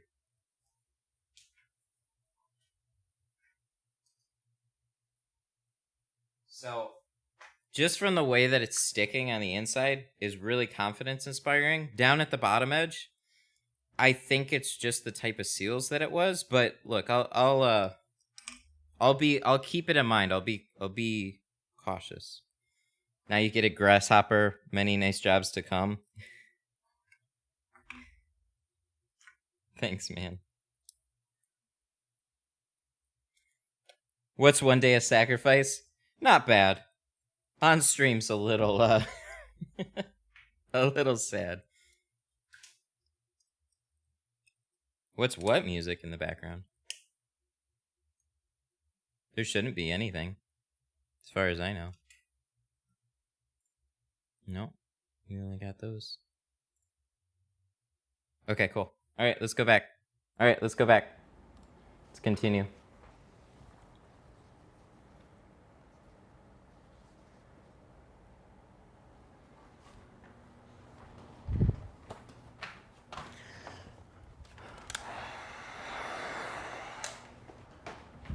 Oh, we didn't shrink this side. Oh, we got things set up on this side.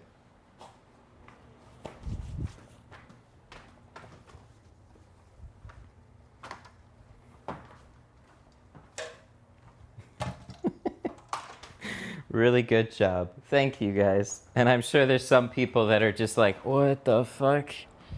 And my dude, Nick,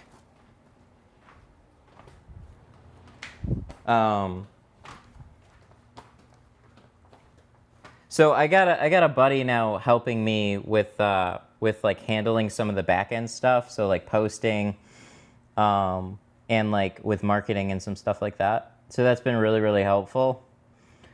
We were really excited about this job when it was coming in. And now I'm sure he's just like, well, shit. This didn't turn out what I expected.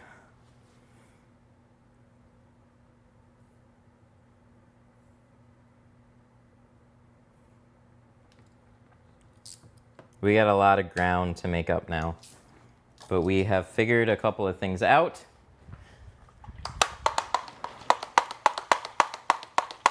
we're going to keep on going. It looks fantastic. Very, very good. Let's take off one of these.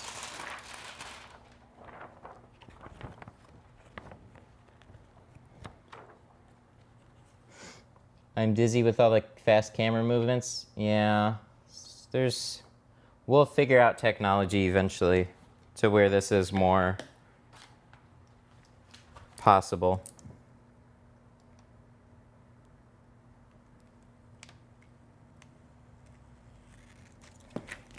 Cut patterns with light soap and then use the heavy mix on the inside. Seems like a pretty good bet. I want to master using the light soap or the heavy soap on the outside, but I might have to lighten up the heavy soap, but we might be back to where we were before, if that makes sense. I'm going to experiment a little bit with ratios and stuff on it. But as far as slidiness, very smooth. And then tackiness, tack down very, very quickly and pretty aggressively. And it was just really, really what I've been looking for on this type of stuff.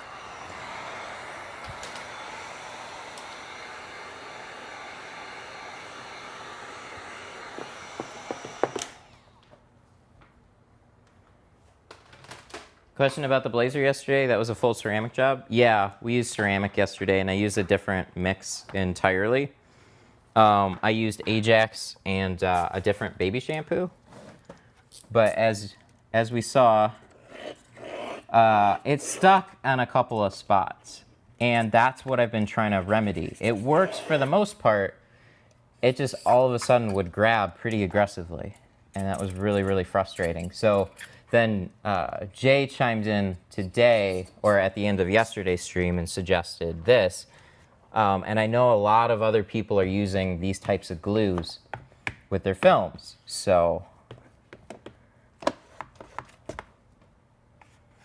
going into it today, I just, I went a little heavy because generally speaking, that's completely fine to do. But I honestly, I greatly underestimated how frustrating it would be just to get it to stick, so you could cut out the pattern.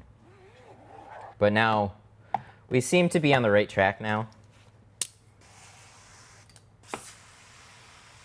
So that's really, really good. We have a lot of ground to make up.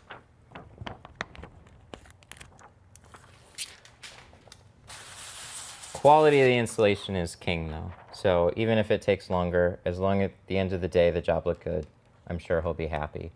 But man, I'm sure he's questioning a lot of things in the very beginning.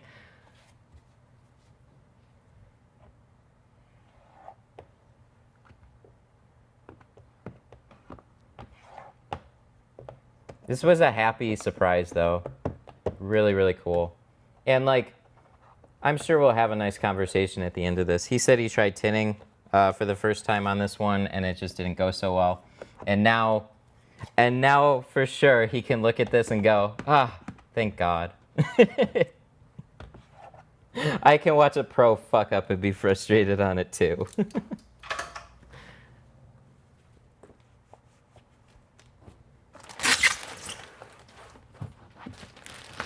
Yep, what's in the secret sauce? Literally name brand Johnson baby shampoo, the gold stuff, and a little bit of Dawn.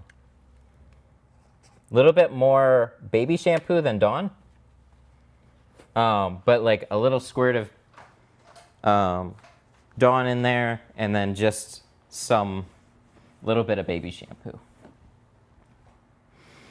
Boy, this looks clean. Ooh, that's what's worth it. When you get to the end of it and you're just like, oh, thank God that looks good. Oh, this is going to be good. This is going to be very, very, very good.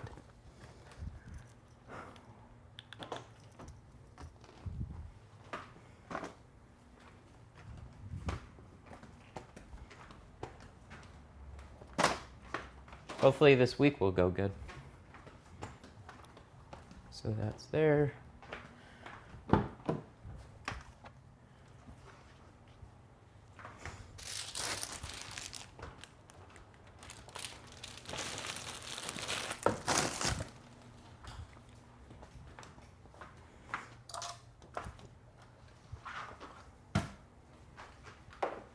Now we're gonna be boring regular installer for the rest of the stream. Is my wife Filipino? Yes, she is. I had to make some Filipino food errand this morning.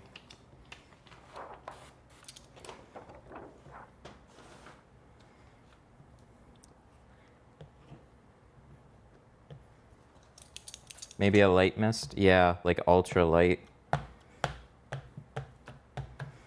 I mean, that's generally it, right? If you want to back off, you just use less. But that would actually be really cool if now all we have to do is do that, barely spray any, and then like get our patterns fixed in place or whatever. Maybe a little bit more.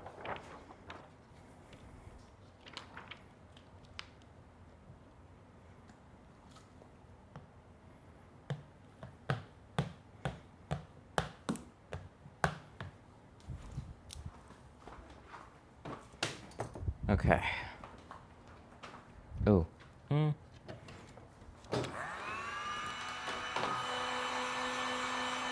Nice, Nice, I'm Filipino, should move to Hawaii. How about we'll move to the Philippines?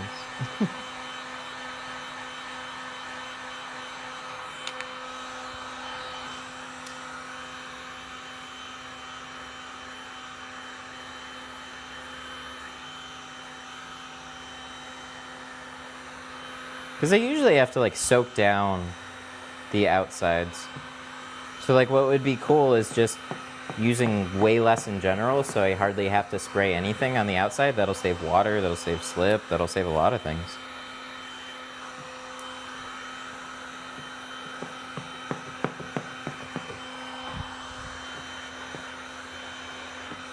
But I see the joy in this slip mix right now. This is really, really good shit.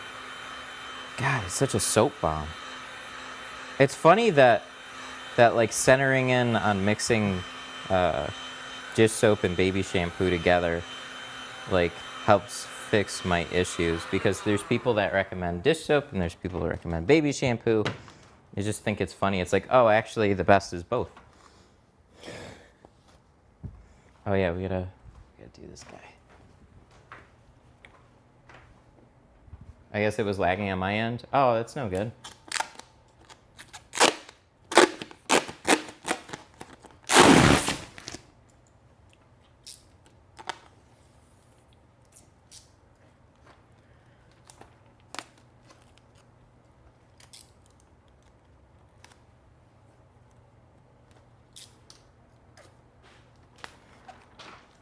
What is the pad that I use to press the film down when shrinking? It's a felt card. Search like felt hard card or felt soft card, and then you'll find them. I have them over on my site, and then also Tint Depot stocks them as well. A lot of tint tool sites do. There are also like the OG one. I think the original is referred to as the MacTac.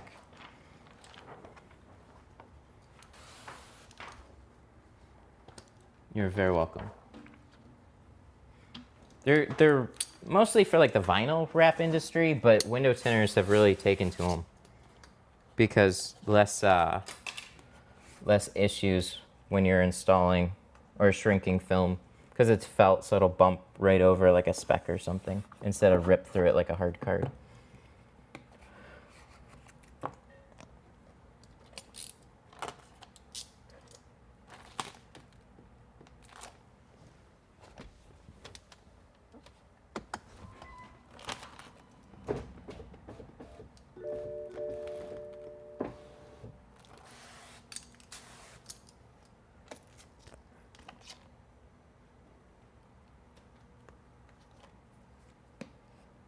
Thanks for the videos, finally making some money. Did Tacoma yesterday and some other stuff. Nice, very cool. That's awesome.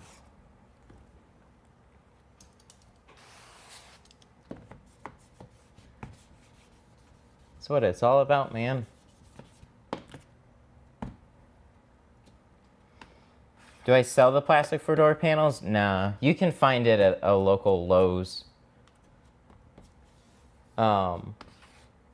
Also, like, you'll see this on a lot of new cars and stuff like that. So body shops have like clear protective plastic and stuff like that.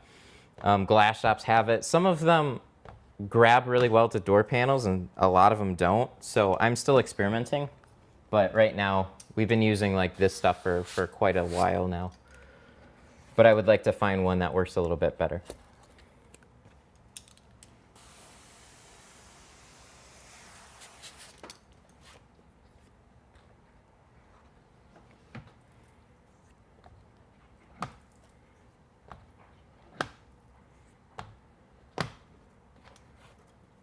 Do I use the rewind to raw anymore? Not a lot. I think it's incredibly handy, but clay bars have been super impressive. So if a window is maybe looking really hydrophobic, that's when I'll use it. But the one thing I never really liked about it was the grit, and then the clay bars, in my opinion, fixed that. And then I just started using just the clay bars, and I don't know, overall incredibly impressed. So the main purpose of Rewind was like to deep clean the glass and get rid of hydrophobic coatings. But I have it on hand, and I'm sure there'll be some times where I'll still need it. But clay bars are like fucking pog, man.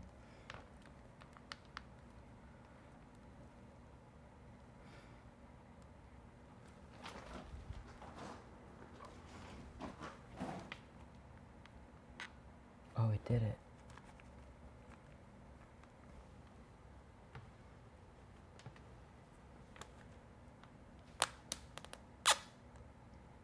Wow.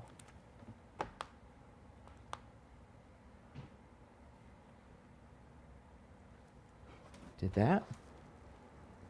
Oh, it did it.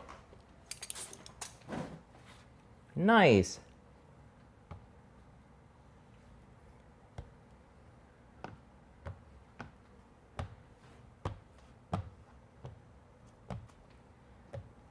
What crack and what French press would you recommend?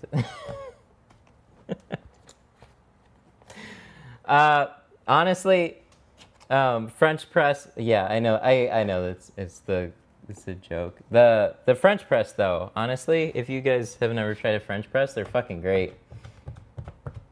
And they're super cheap. You can find them for like 10 or 15 bucks pretty much everywhere. French press is like a super simple thing.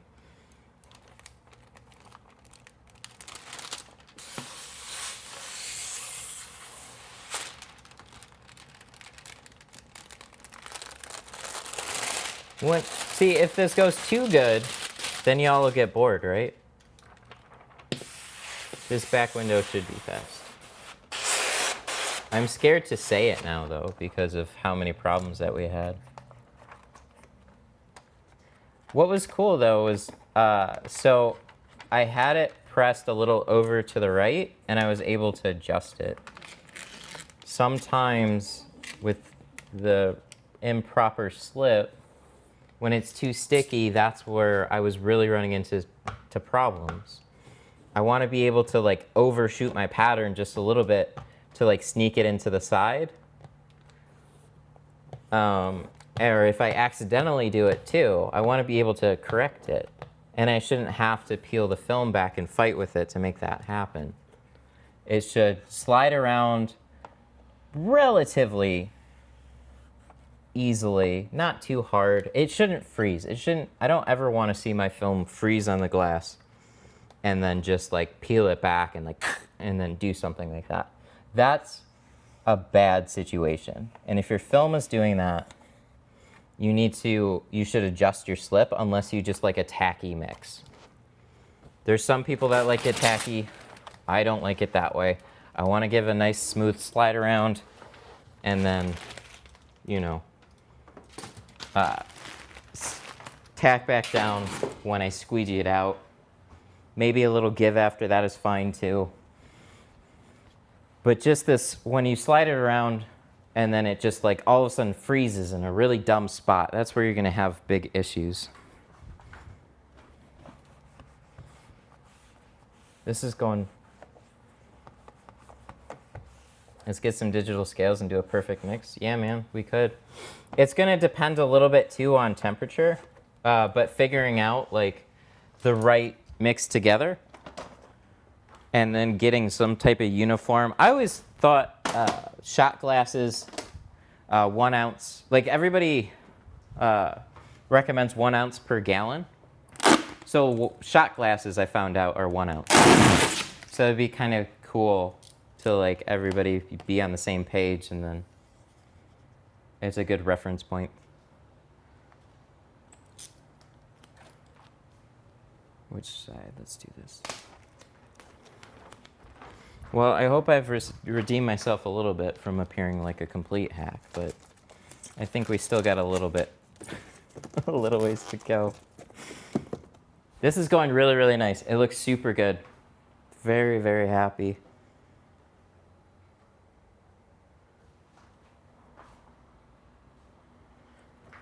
Seventh gen dish soap. 100%. We'll talk about it more in the group. These conversations are great to carry over there.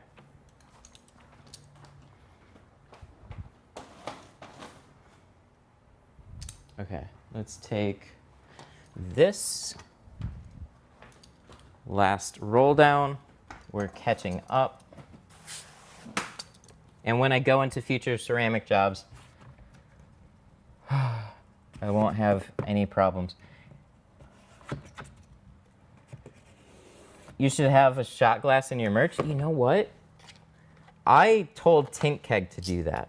I was like, man, you should get like stainless steel shot glasses, have Tint Keg printed on it, and then we can try and like, hey, you know, an ounce and a half, whatever. You take that, you fill it up, you throw it in your tank and mix it around. And then you always kind of have a good baseline. When you learn how to do it, though, like you kind of just naturally know like about that much of a squeeze or whatever. But if you're new, it's a very common question, and it's kind of like, well, use what's right for you. But having like some type of a baseline system like that would be really, really cool. Maybe we'll get some Glass Aid shot glasses then. I don't know.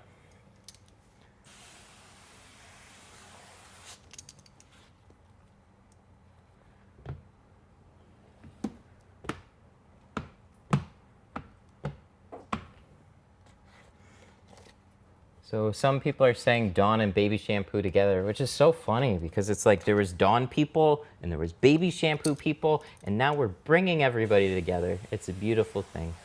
Use both. Just use both. Send my check in the mail. The shot glass thing, I don't know. I'll see what it's like to try and get some printed up or whatever. I don't even know where to look for something like that.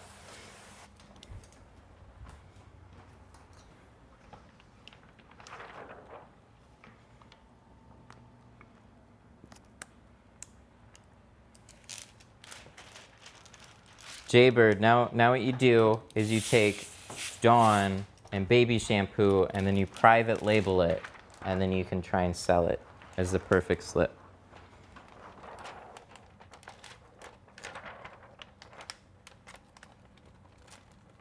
But everybody knows now, so. Well, not everybody. Everybody that's watching the stream, which the ones that are still watching it are the troopers, man. Oh. Yes, please. Yeah, we already shrank these.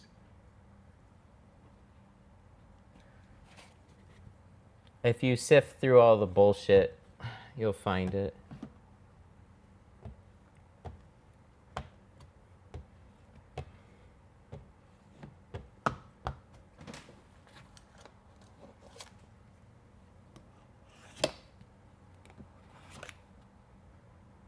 Oh, it's so nice. That's what I want to see. That's it. To go from something so frustrating to something that I like so much is really annoyingly good. Yes, I should have done one car before it, but it was literally like, I did one car yesterday, and that was my own. And it was already done, and it was late.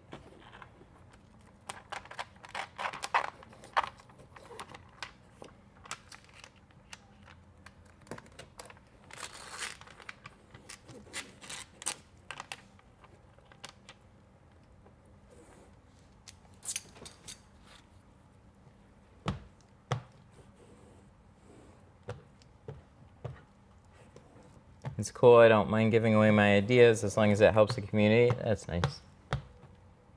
That's always the motto I've taken with this, too. The tricky part is always trying to figure out a way to, like, try and continue to make media and stuff like that and support yourself is always a challenge.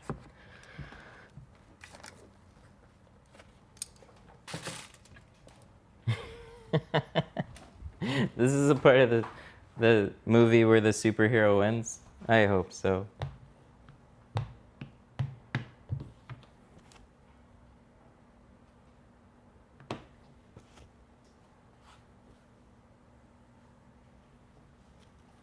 On a Sunday.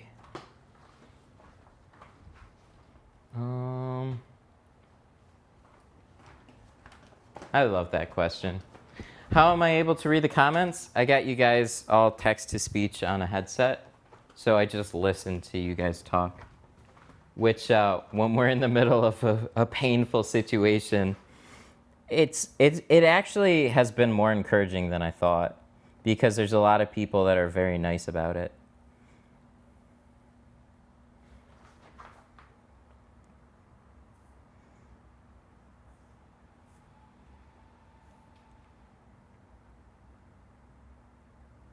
But I tell you, getting used to using a headset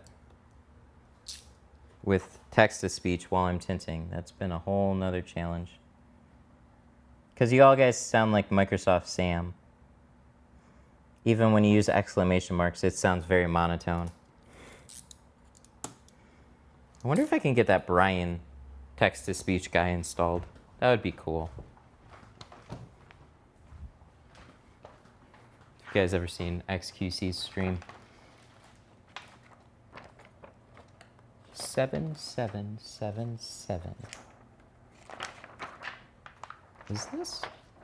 Yes, this is. This is what I was looking for. This is how it was supposed to go.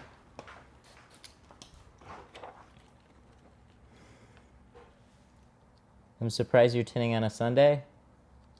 Yeah, normally I wouldn't.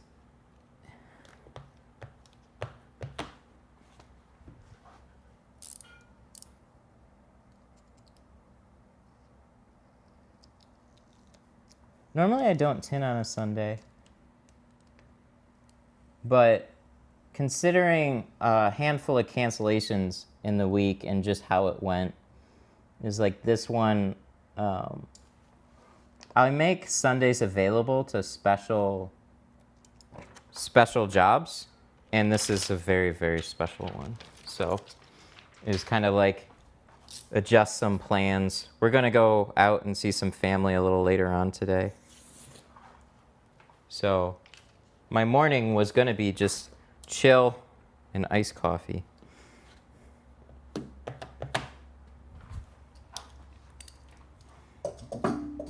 What was that? There was an interesting comment back there.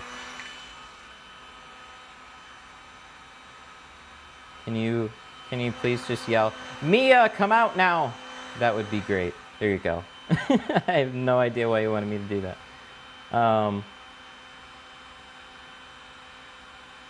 Can you wipe the GoPro? I think it's foggy. Sorry. What was it? If text-to-speech showed you Instagram profiles, I'd send you the profile I told you about where the guy is installing ASWF on Ferraris. Ooh. Wonder how long he's going to be doing that for. Post it in the Facebook group. I'll see it there. You're awesome. I don't know what that did. Yeah, let me wipe this off really quick. Here. Hopefully that.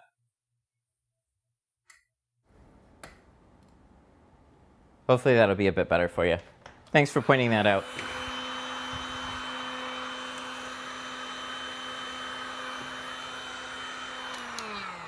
I don't think I've wiped the lens off in a while either, so, ooh.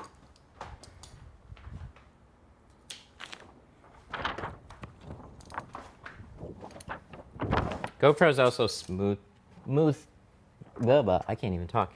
GoPro's also smooth things out more than I like, but there's no other camera that can do this other than like the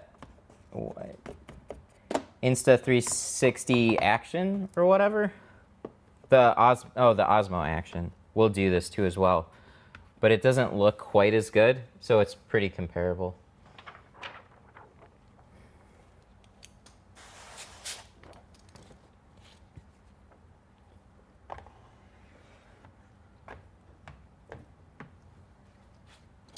You know, I started to make a video about slip solutions, and then we never really finished that video. So we're gonna have to make that video, and we're gonna have to do it with this stuff. But I have to put the disclaimer, it probably varies on the film that you're using, but if you're installing Guari film, you're gonna like this if you like patterns that slide around, but then they lock in place when you need them to.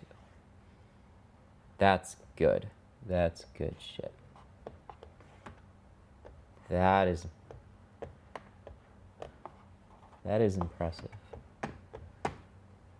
Because a lot of times, I know this is like we're talking about it a lot in the stream, but it's really, really important and impressive when you have it just right.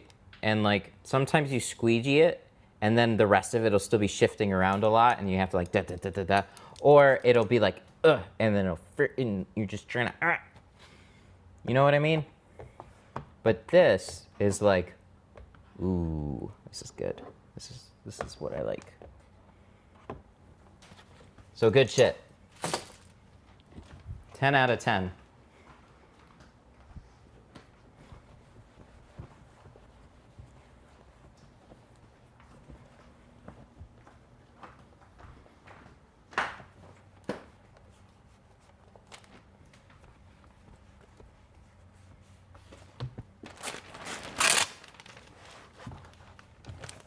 Yeah, dudes, we have quarters, we have doors. Now we have, okay, that's off. Good deal. Now we have a back window and a windshield. So naturally, we're gonna start on the back window. We're gonna make sure we get this done right. And then we'll do the final.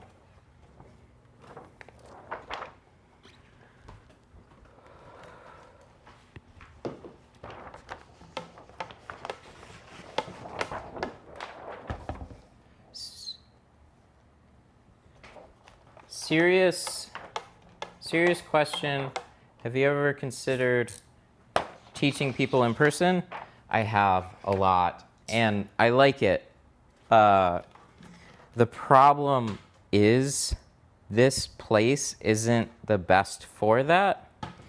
I thought we'd be able to do something out of here in like summertime, but it's been dumb hot, and then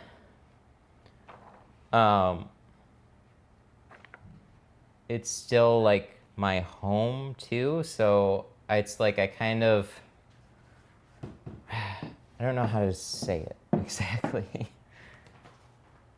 What I'm trying to, like, if I start bringing a lot of people here, we're gonna have problems. And that goes even with like too many jobs in a day and shit like that too right now. So my compromise to that is going to be trying to run another course sometime through a company. That worked out really well.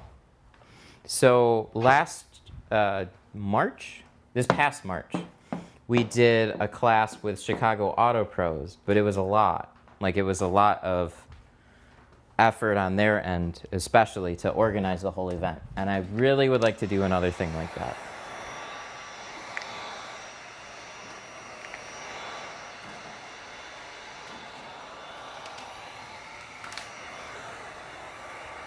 Because I know it's a little unfair to have a channel that's all about teaching and then not really offer it so much in person. Because there's some people that really, really want to, and I'm really sorry about that.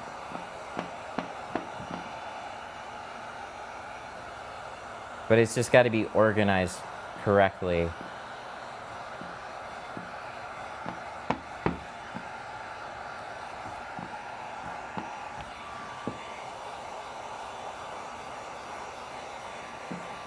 I've also thought about possibly offering like a live session here and then streaming it.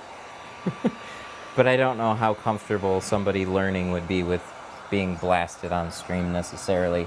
But it's like, the idea there is it could be a little bit more individualized. But like, part of this channel is all about sharing everything that's going on and using examples to help teach everybody. So when we had a hell of a frustrating time, there's a lot of people that learned. And so it would be really helpful to see a newer person try to learn how to tint and then me correct them or give them advice on what to change up or like, and kind of progress a little bit.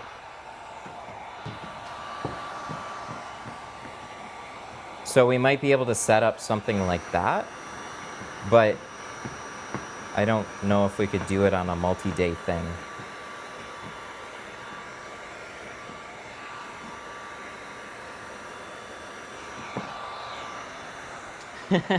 That comment was for my wife, Mia. She's pregnant. Oh, that's cool. Well, I hope everything goes well. Same here, man. Our baby is due a little bit later though, but she's over it already. She's like, man, time goes fast, but it also, she just wants to stop feeling uncomfortable all the time.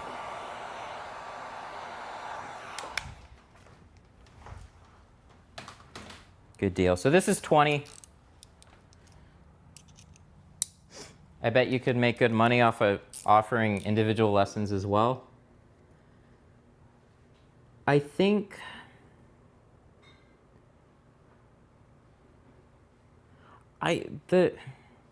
couple things. I feel if somebody's spending a fair amount of money just to be out here, I want to be able to really teach them what to do. And that takes a little bit of time, but there's a lot you can learn in just a couple days. But yeah, it's the thing is too, yes, it is kind of inconvenient to bring them to the house, and it's like, you know, it's not just my consideration too, it's also my wife too. So it's not that, you know, inviting other people into your home is kind of like, it can be a big deal, especially to other people. So I'm really conscious of that right now, especially because it's like, it's an interesting time for us. So it's not that I don't think people would be respectful, it's just like a little bit awkward for her, and I don't want to put other people in that situation, especially right now. If we were a little bit more like, you know, if I had my own tint place, I guess it wouldn't be a problem.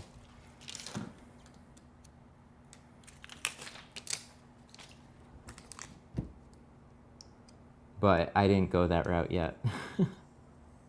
Maybe sometime. I don't know. It just always hit a couple of mental barriers with it. So I know part of me should just say fuck it and then just do it and see how it goes, but I just want to be really extra careful with it too. Plus, like, yeah, I don't know. There's just a bunch of things. So it's on my mind. I'd like to accommodate. It's always like the time and the space. Is like the space is more of a challenge. And then I don't really want to like overcharge for like a short amount of time either. You know what I mean?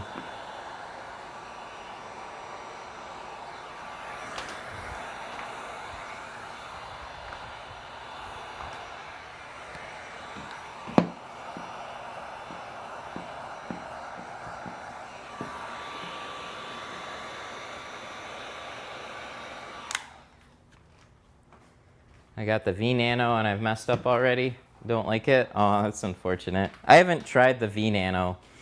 The whole idea of an economic ceramic, I get why they offer it, and I think it hits a certain client base, but me personally, that's not what I'm aiming for. If you want ceramic, like,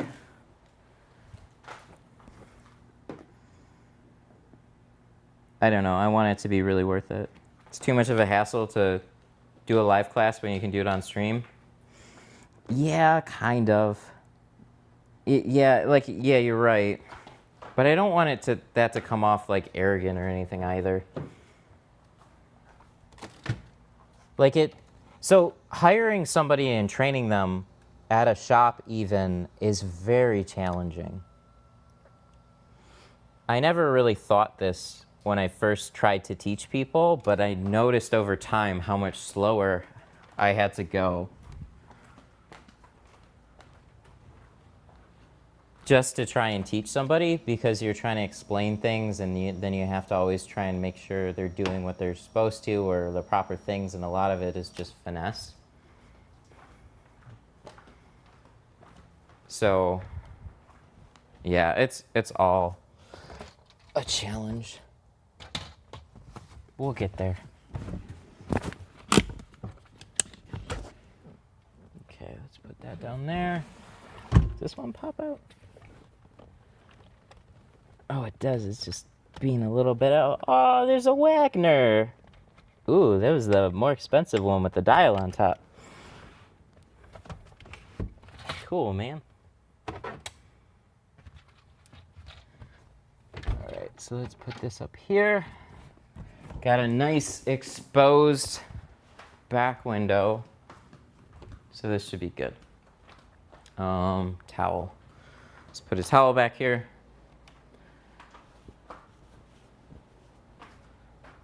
I was thinking more about the theft side of things. You don't want total strangers, potential criminals coming into your home. Yeah, I mean, that's definitely a possibility. But I err on the side of, if you are paying a significant amount to come here, I don't think you're going to steal something. Generally, that's how I feel. But could be wrong. Could be wrong.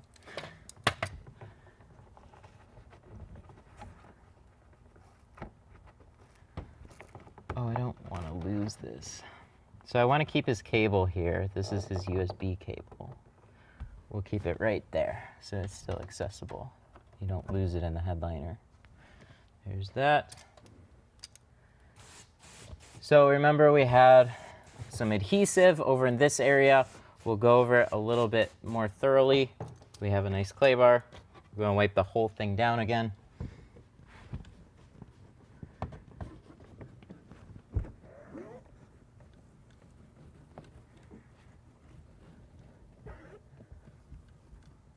Let's see a slide on the rear window. Yeah, man, I'm all game.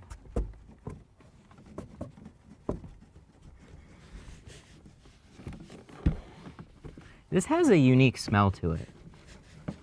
You know, I forgot what Baby Johnson Johnson smells like too.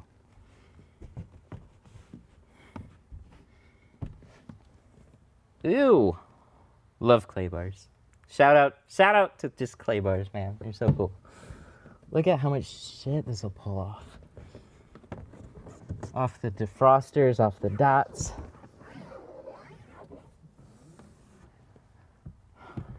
Good shit. Okay.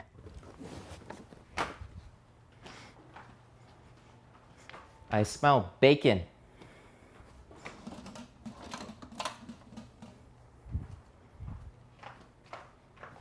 She's making Filipino spaghetti.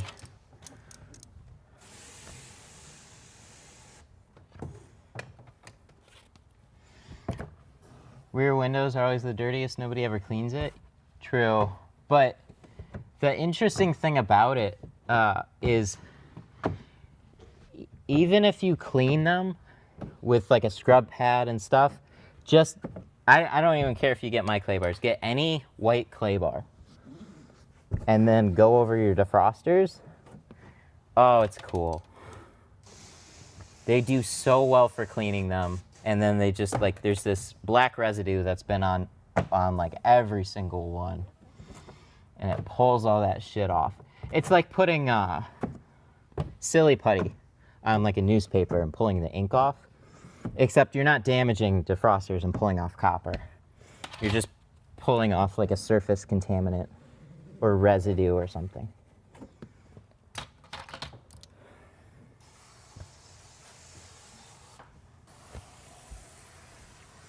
Okay, you guys ready? Back window. We're making up some time. I feel good. He said before he ran into disaster.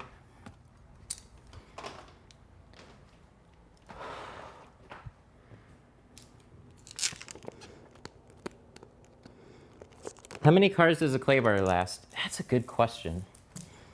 I would think at least a month, if not 2. You can keep cleaning it out. Like you can just run it under the sink and all it does is start to just get a little more gray.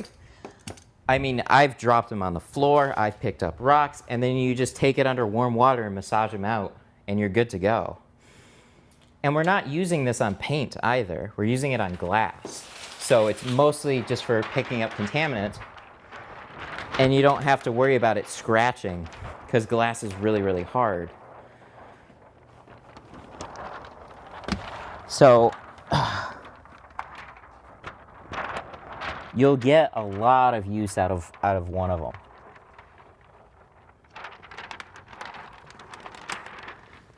You should try reverse roll. We're gonna reverse roll the shield, the windshield, the front windshield.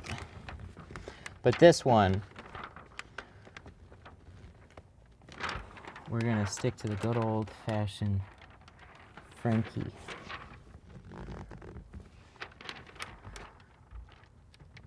I've noticed in the beginning, if you're learning back windows, reverse rolling is generally easier.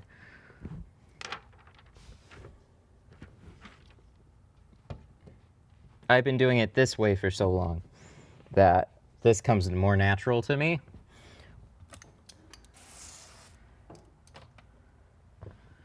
If you use it on paint and then drop the bar, I used to throw it away. Yeah, I used it on glass and then I dropped it and I stepped on it accidentally and my foot got stuck to it and then I peeled it off and I rinsed it out under a sink. And then I used it the rest of the day.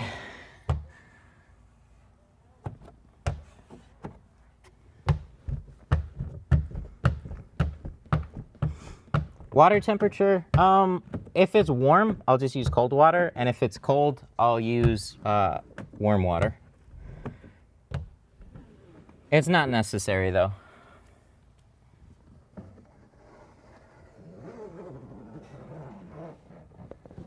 Oh, that one's so nice.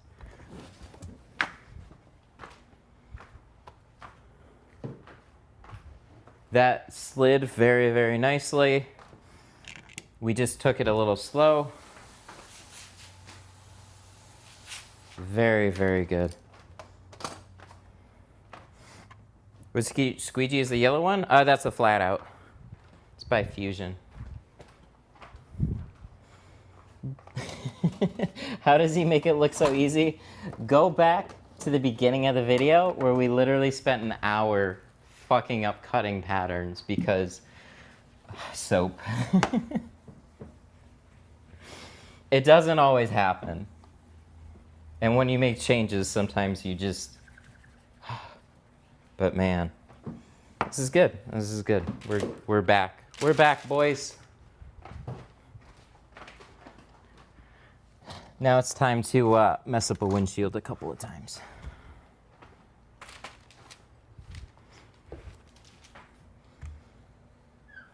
We'll go over the reverse roll today too for the windshield.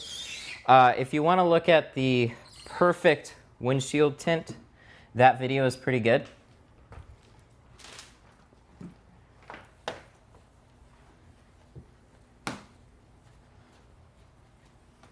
But we'll go over it in real time too again.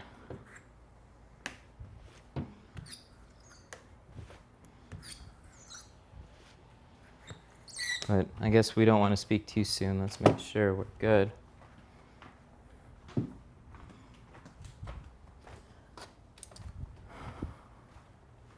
Good, good, good. Looks pretty good. There's a couple little, what is that? Oh, we have a couple little, oh, it should come out really easy. Whatever that is.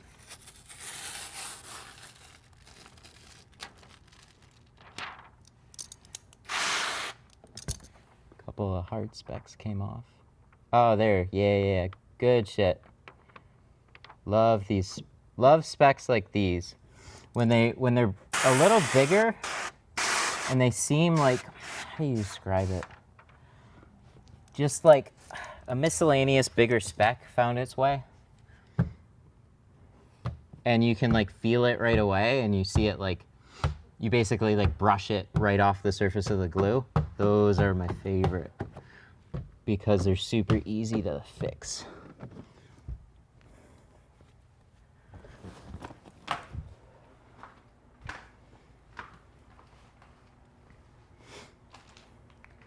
Yes, the reverse roll is mental, like mentally crazy.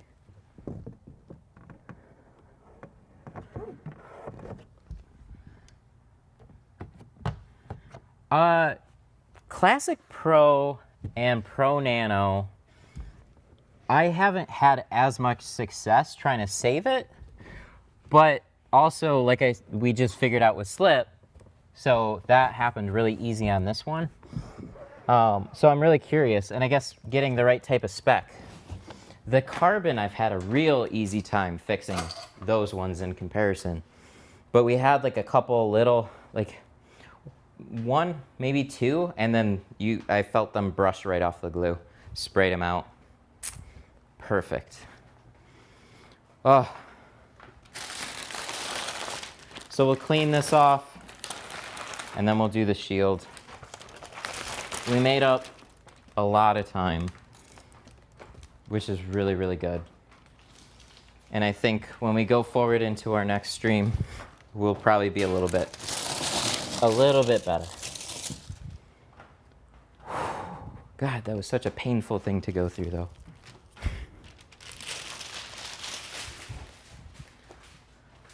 But like I said, we prepped the windshield, so a lot of it is already ready to just go and install, so we don't have to line it, we don't have to do a bunch of stuff, we can just get right to the good stuff.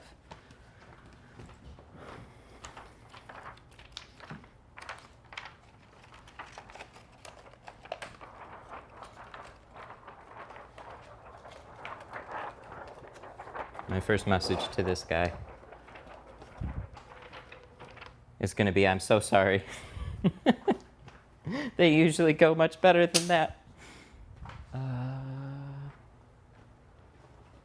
You know what I need to start using is my towel bin. I don't think it's in here, though.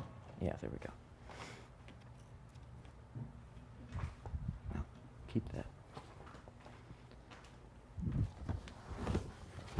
So we're going to put the little blue tab back on this one.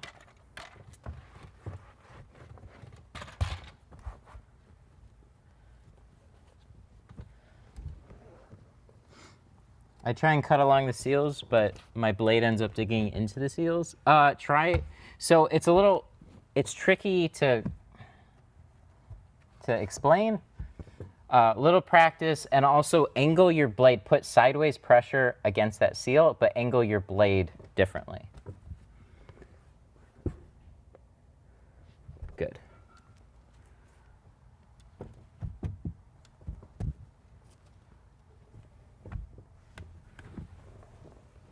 $5 super chat. Was that get a red dot knife?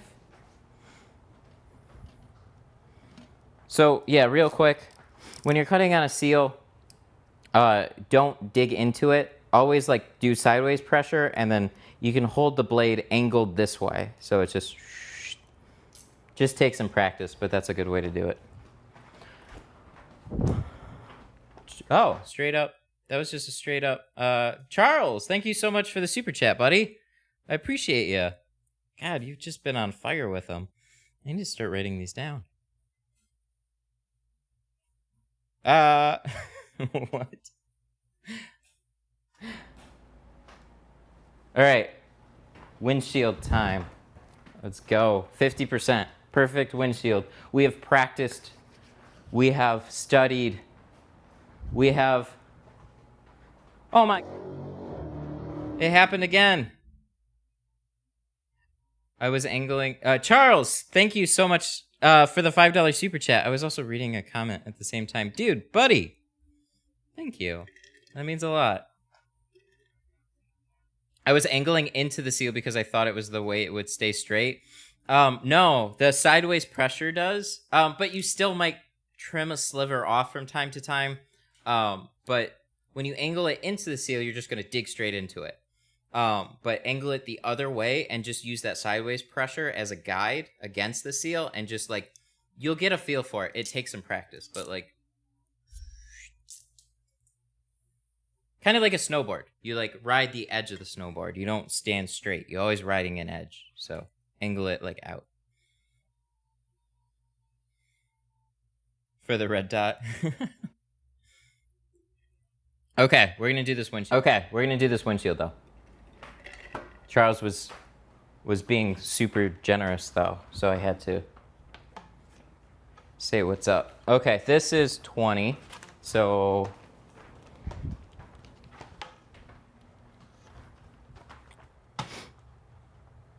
yeah, you can use Sharpies, you can use other methods. If you want to hand cut on the car, it's gonna take some extra practice and skill and shit. This one right here, right?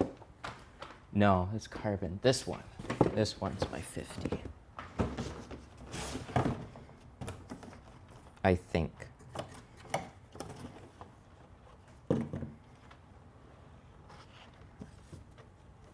No, 20% was on the sides, and we're gonna do 50 on the windshield. I was just trying to figure out where my roll was. We don't do that. Not yet. I'm sure there'll be a time when it happens, but not yet. I have done it before. Here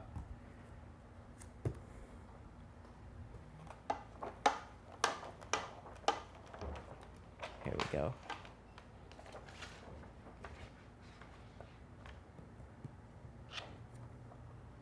There's a change shortage? Whoa. I didn't know that. All right. Let's do it. We have prepared this entire week to do the perfect BMW windshield, and that's what we're going to do today.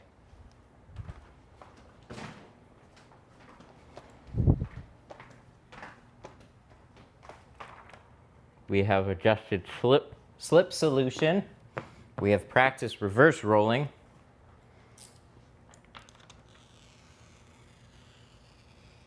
The banks say it's a lie. What? Is there a change conspiracy? What a weird thing. Why? Well, it's a good thing I've saved up so many coins over the years. Don't know what I'll ever use them for, except the big change conspiracy of 2020.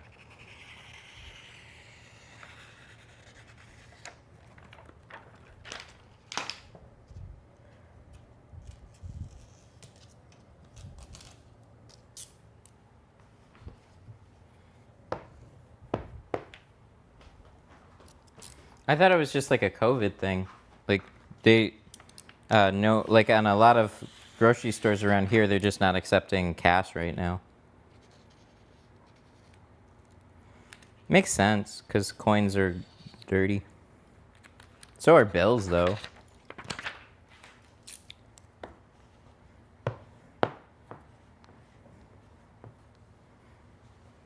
So this is a pretty straightforward windshield too, which is very nice. No, we're using dryer sheet today. I have dry shrink prep. I just found the dryer sheet before I found the dry shrink prep bag, so it's just one of those things that's like, that's the way it rolls. Come here, heat gun. So, God, I feel so good about the rest of this tint job now. I'm very happy. Good shit. Yeah, so we prepped this windshield a lot earlier on. The first thing we did was we prepped the windshield and the back window. So it was completely dry, and we could just get right into shrinking and installing it and not waste too much time with re-prepping or waiting for a dryer sheet or whatever. So what I'll typically do out in the field, little did I know we'd spend so much time on soap that it might not even matter. This is like heart surgery. It's painful, but it gets better. Yeah, this is one of those skills that it's just like, man, it sucks to learn in the beginning. It can be extremely frustrating, and there's times still even today that I just want to like not do this because of how, you know, I just spent an hour messing around with soap on stream and just like, man, this is not a job I wanted that to happen on. You feel like a noob.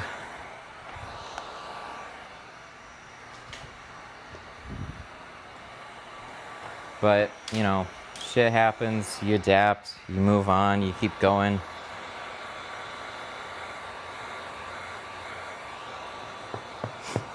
Do you have to remove the third brake light? I would on these. They're not hard. Although there is a little discussion about the blue clip.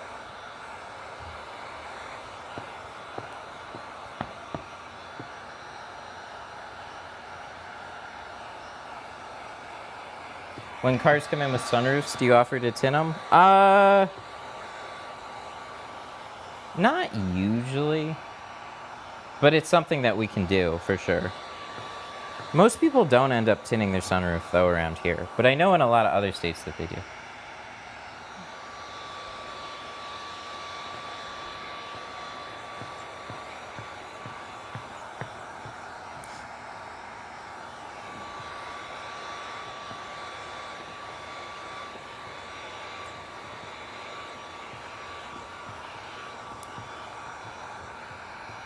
I used to try and shrink back windows at the speed you guys do, and then it was always a disaster. Then I slowed down. When you slow down and you know what to look for, then you can start speeding back up.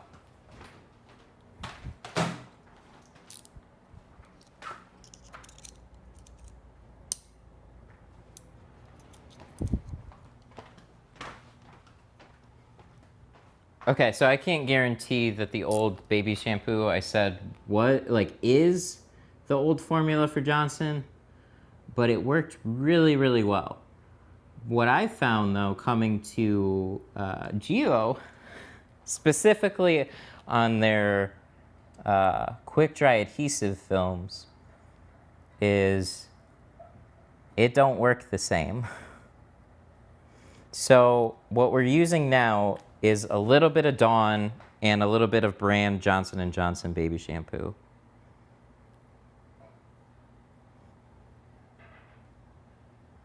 But go back to the beginning of the stream and use a different spray maybe for cutting out your patterns. What's the best slip for Avery? The NR Pro slides pretty easily. The NR was the stuff that stuck a lot. I'd use this. I'd give this a try. You'd probably be really happy with it.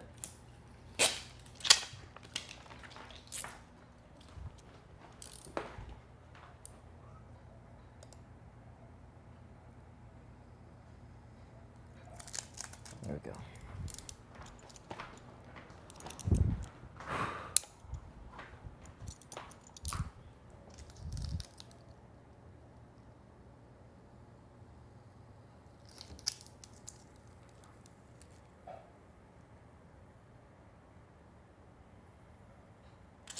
Do you think the method you're using now is the best yet? Yes.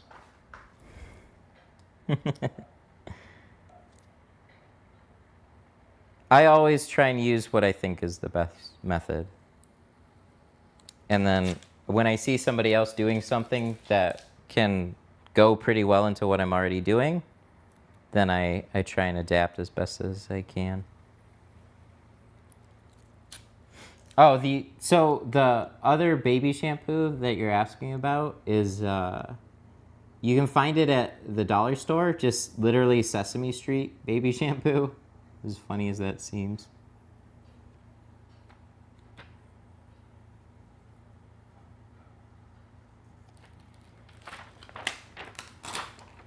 What's the...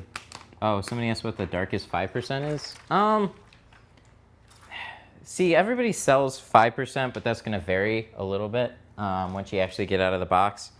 It's all... I couldn't tell you exactly. But they're all going to hover within 1% or 2% of that number. So 5% is supposed to be just 5% across the board.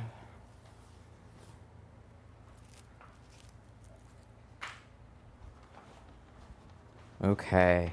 So we're going to polish up our edges. We're going to clean the inside. We got to towel it off. And then we will roll this thing.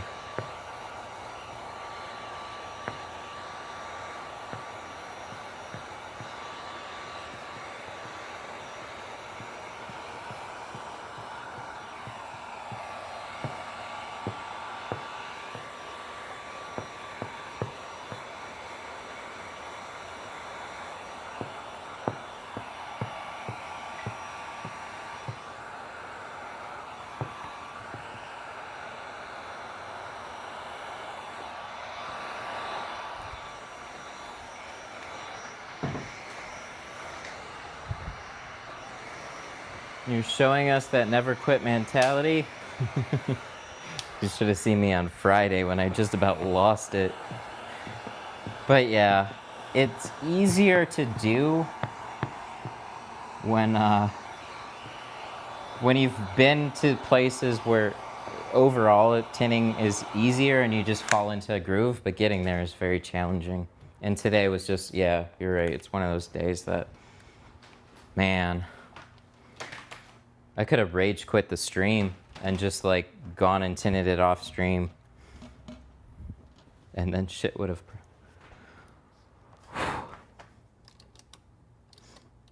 You missed the beginning? That's probably for the best. Oh, dude, the MacTacs are ridiculous. Like this one's probably... If you don't lose it, like this one's at least like 1.5 to 2 years old, easily. Yeah, they last forever. They almost get better with time, too, because they kind of press together a little bit, and they're less block-like. Depends on what you're looking for, though. There's another thing that I want to try. It was a trick that I saw from a guy that I used to work with. He put, like, a felt strip on, like a slim... What is it? It was like a red triangle thing. So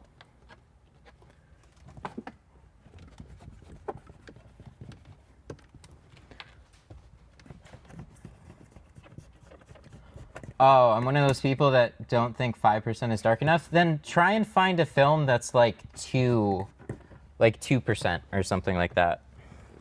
I don't know who would sell it offhand. I think maybe Scorpion.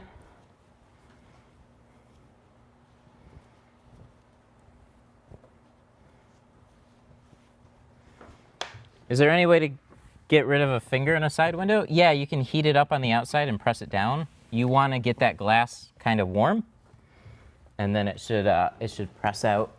But that's like when it's pretty fresh. If it's been sitting for a while, that's when it's a little more challenging. And if it's had time to like accumulate some dirt, then it's kind of done. So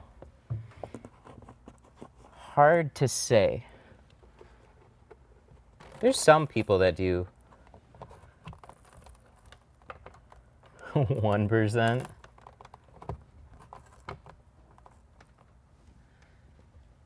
If you're going for something that dark, there's not a lot of high-end brands that do stuff that dark because it's just not super common.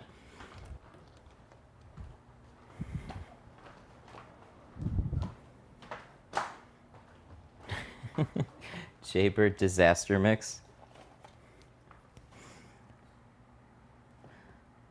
I want to call it something like nuclear or something that's just like I don't know, something that could go both ways.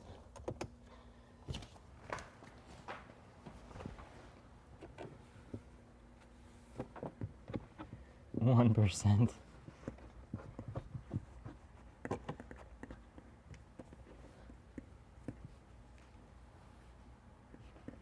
Darkest I do is 5. If somebody brought me an even darker one, I would, but I wouldn't do it on the windshield.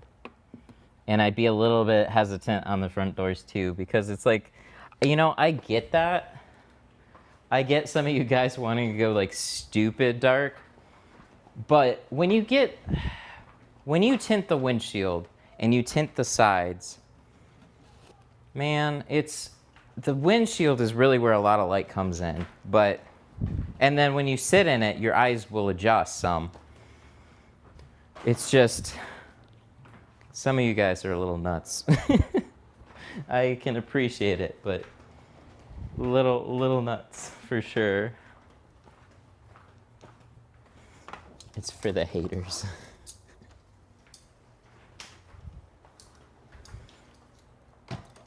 I feel like I have to be a little responsible on my own stream.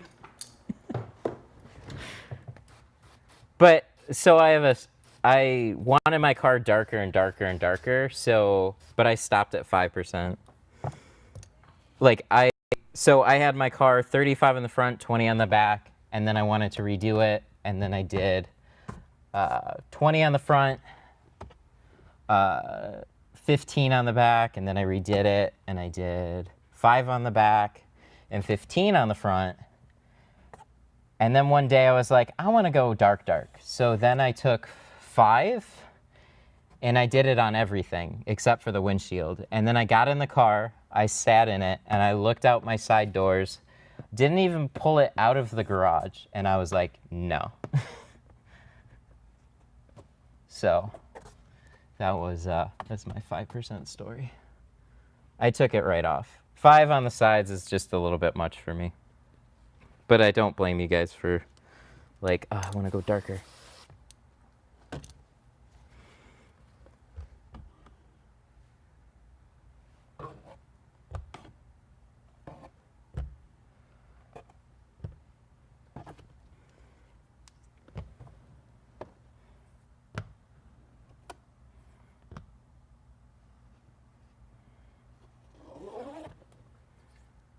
Okay, so we're going to jump over to the other side really quick. We're going to give that a good scrub down. We're going to swipe off the whole thing. I got to find my big squeegee again. And then I got to shut this off too. It's humid today, but it's definitely not like excruciatingly hot, so that's nice.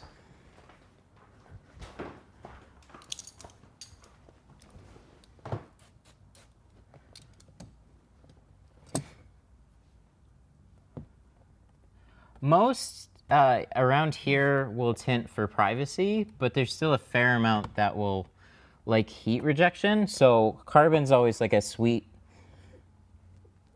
spot for a lot of people.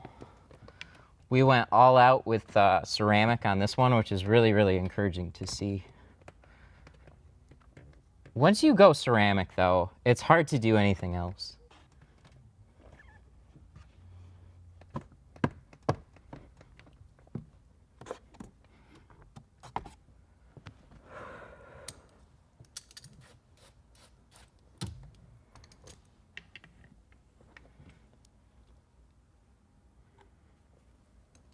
Okay.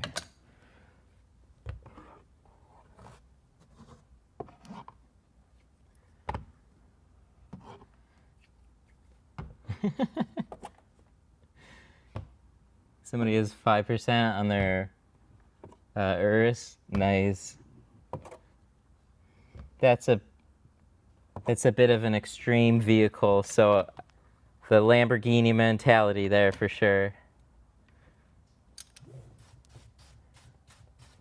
Just be safe.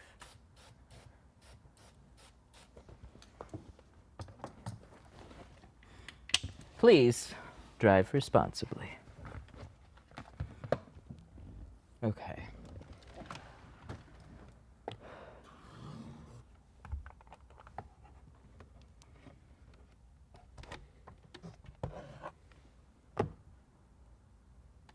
We're gonna get a little bit concentrated here.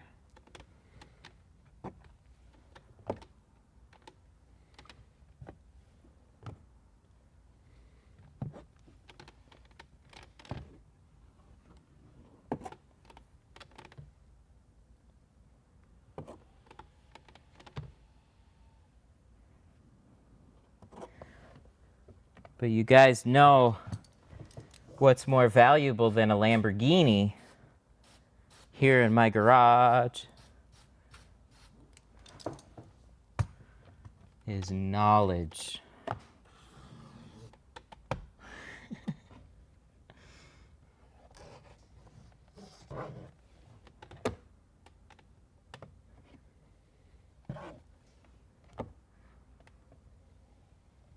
I should put a bookshelf in here.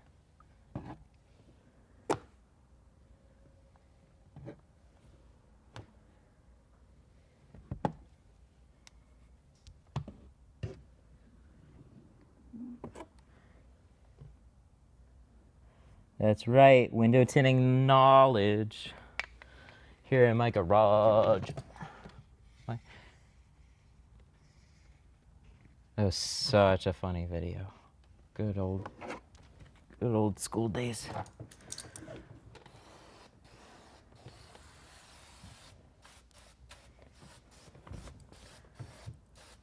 All right, we are clean. Now we need our big squeegee, and we're gonna go into reverse rolling. I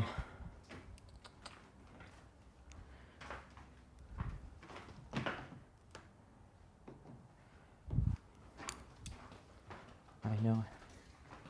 I have it. There we go. This is what I want. This is a little bit different. Not everybody does it this way, and I don't think you have to do it this way. One thing that I have noticed that has immensely helped my own reverse roll is squeegeeing the outside of the film before you roll it up and before you peel it. So I found just a big shower squeegee helps out a lot.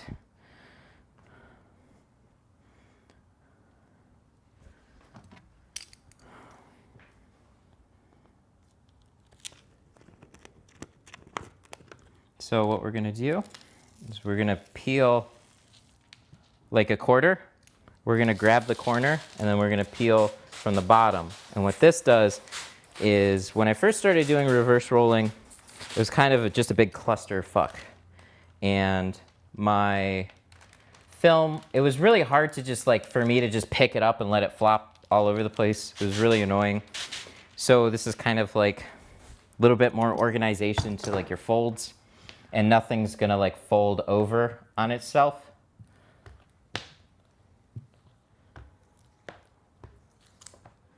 But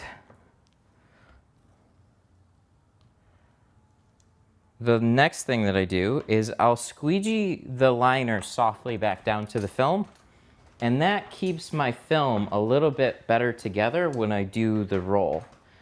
Because the other problem that I ran into quite often, and I never studied with a reverse roll expert, so this is just stuff that I've kind of figured out on my own, is like when you roll it up, sometimes they'll start to like slide off track from each other, and that can create a couple little issues and risk shit falling in from the sides.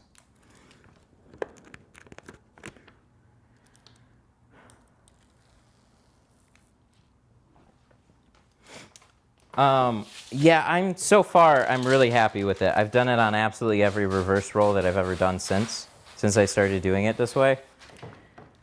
I like it.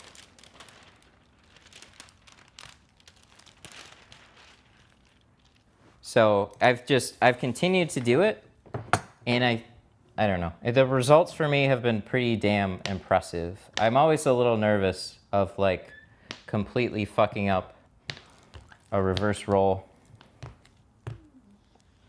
and like, you know, just getting that random patch of dirt. Yeah, exactly. So some people, when they do things this way, they have problems with contamination. That was my whole problem with the reverse roll. I just couldn't ever get it, like without speckling the side, and specifically this side. So now that we have that set up, we're gonna roll it.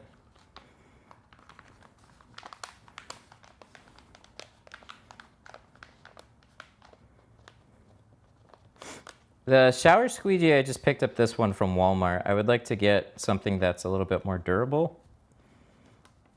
But the point is just to sweep it off. There's nothing special about that squeegee other than it's wide and is a little bit soft.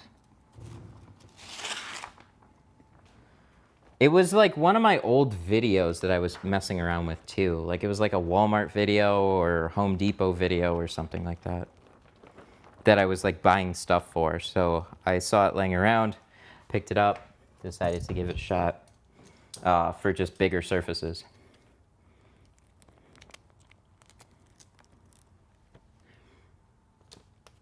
Because you'll sit there and start sweeping it out for like an hour with just like a 5-inch squeegee, right? So it just makes more sense to get something wider.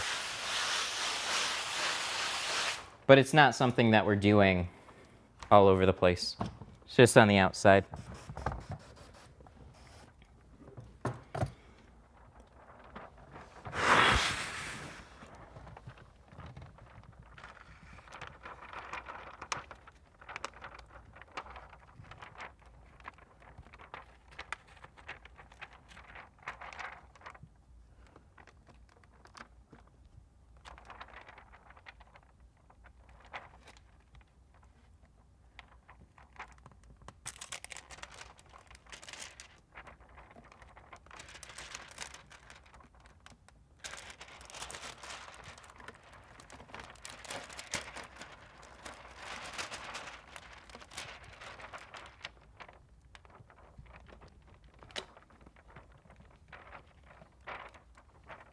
So one last little difference is I'm trying to get this reverse roll really far down too, and that's helped with positioning rather than let it kind of like stay 2 inches off the bottom.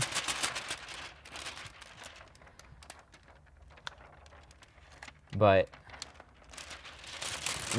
so if you go back to my Blazer windshield video, one thing you might notice is in my last installation, I got that reverse roll right down there at the bottom. And that, my dudes, made the whole rolling experience just go a lot smoother.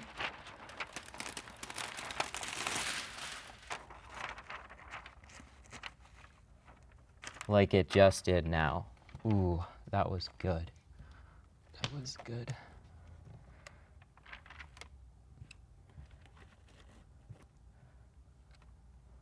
Because sometimes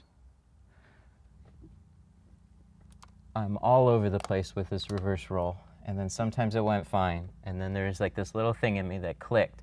I put it right down into that corner, and I got it all down into this edge. And then when I lined it up, the roll just went really, really smooth. So even with this big mirror in the way, we have some more space at the bottom. That naturally helps. I'm feeling really confident now about the whole rest of this installation. This is good. What time is it, too?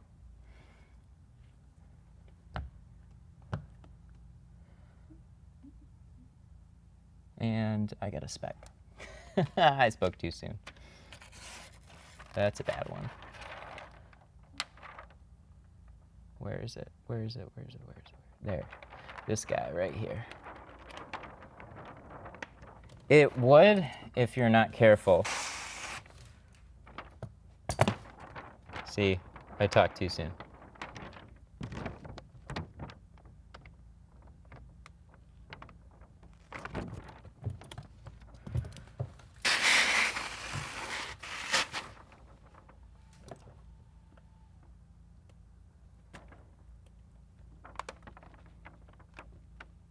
There we go.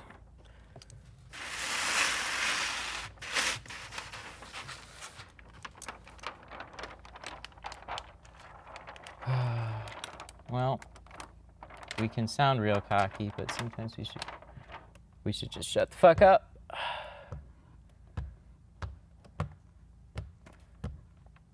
Ooh, we got it. Good. Guys, cross your fingers real hard.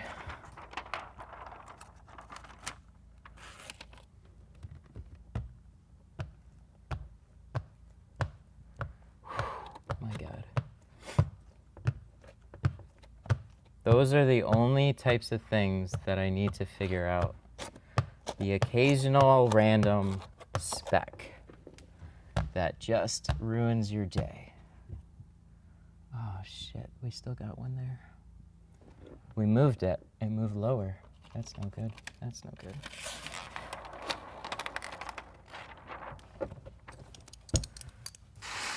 It's very scary. It's a really bad spot to get it.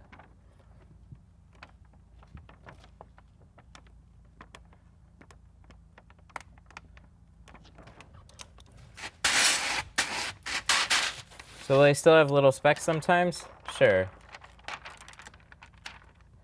Sure will. Occasionally, you get that. Yeah, but these size ones we need to take out. There it is. Yep, that guy right there. It's one of the...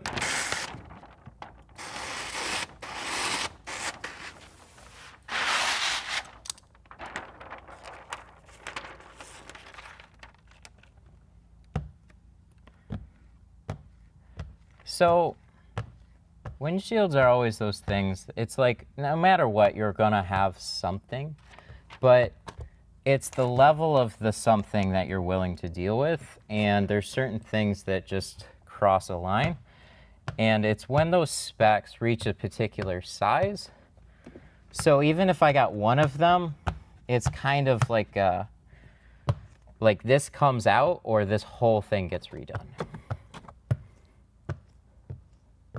If you have like a miscellaneous little teeny microscopic speck, like you'll have those here or there. It's just the nature of a lot of window tinting. Good, good, good, good, good. But big shit, what I would consider a rock, but is really only like a speck of sand, we need to take care of that. Good news, so far anyways, is that that speck was in a bad spot, but it was like something that felt like it could come out again, like we experienced similarly to the back window. So you just gotta, this solution lets you save patterns. I'm seeing that.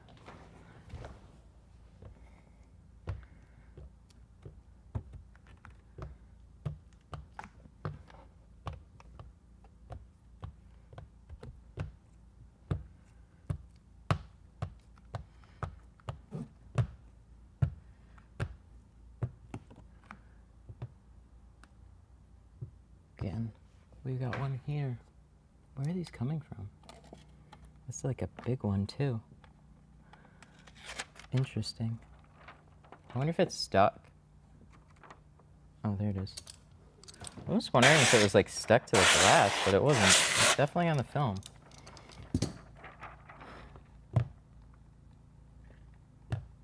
We just need this to come out.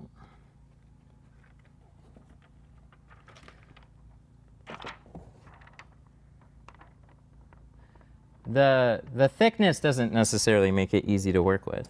That can present, like, you know, when you're trying to install a thick ass film in some tight seals, you may crease it easier. But Pro Nano is definitely a very easy film to shrink.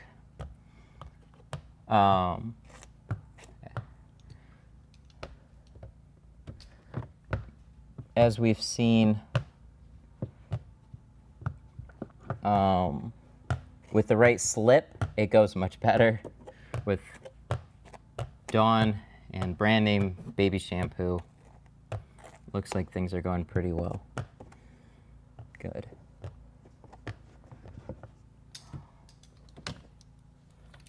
But we still make a fair amount of mistakes if we're not careful.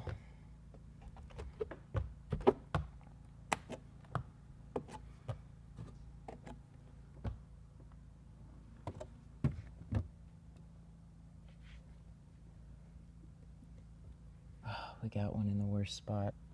Again, why is it there? Hang on, I can fix this. That's a bad spot though. I see it.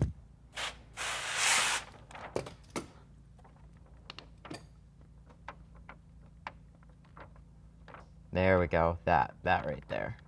Send Jaybird his check.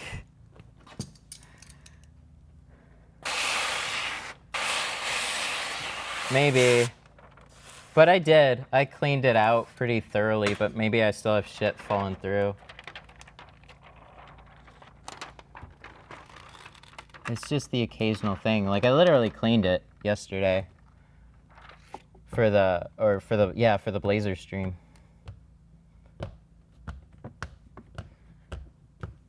Oh. It's good. Damn.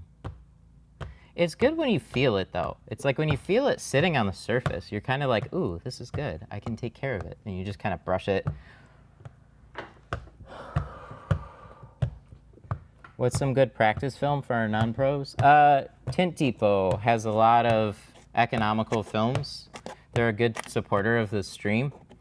So they have a lot of films in different price ranges. You don't need to be like an established business or anything. You can just, they're retail facing, so you can just order film. And then they're like superior charcoal if you want a good film to install for your customers.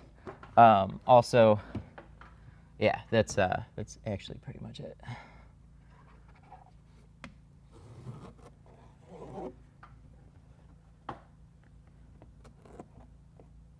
Good, that's dots. Okay, encouraging. Now what we need to do is clean the outside. We had a lot of small touch-ups that we had to make to this one, so we're gonna go over it very thoroughly.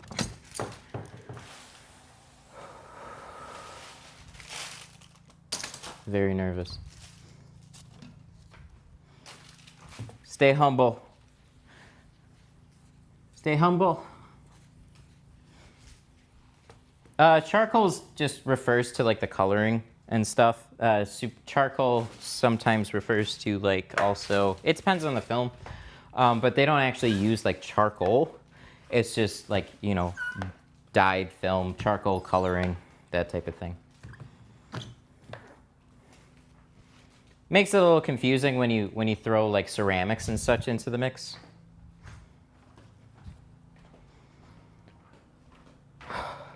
I felt really good about this reverse roll too. It went very smooth, so that's a plus. We just ran into a couple of things.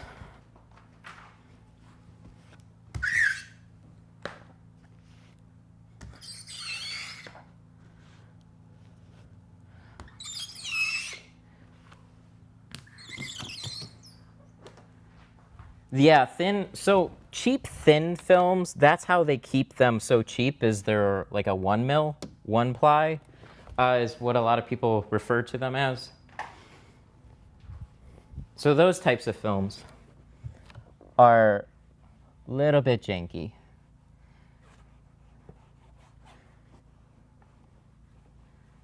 Did I miss anything good? Bro, you missed one of the most painful streams I think we've ever been through. But thank you, T-Jet, buddy. Oh, where have you been? Okay, so let's get that. T-Jet, we had a very painful day.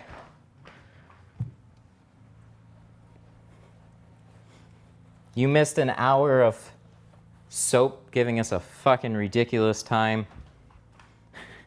We just saved this whole windshield from disaster, I think.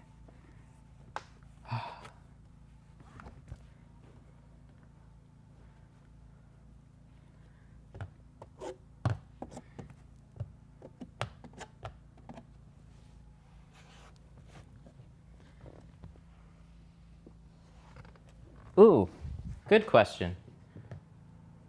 Question about money. Hang on. What was that? Did you see my question about what price UJEB's like your full ceramic blazer? I'm in the area and thinking of getting something done.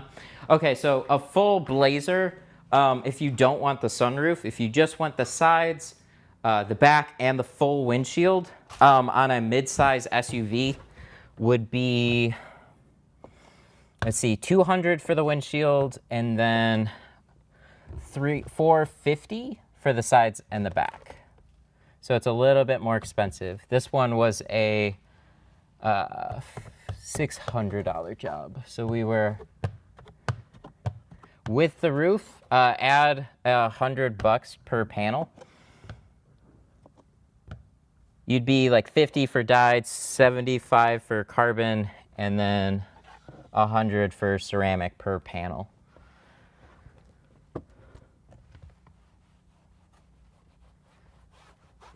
Oh, boys, this looks good.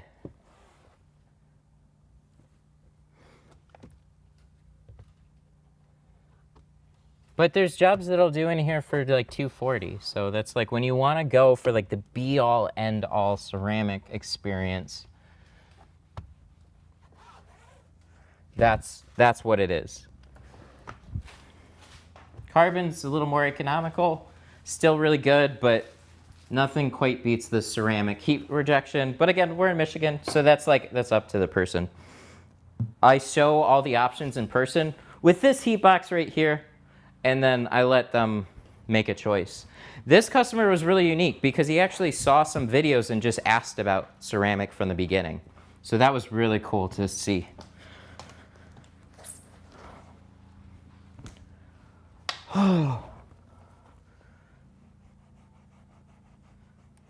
Guys, I'm so happy. It turned out amazing. So there's like, this windshield's like a little weathered. So it's like what seems like this I thought was a speck. Little chip.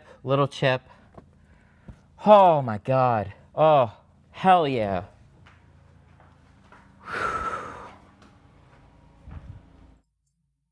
What was that? Oh, there's a super chat. Where was it? Polaris with a $5 super chat. Thank you so much, buddy. No comment along with it, at least not that I saw. Thank you so much. I really appreciate the stream support. Is he watching now? He very well could be. He came in here from the channel. So I hope everything's okay. Damn, we hit our like time frame too, huh?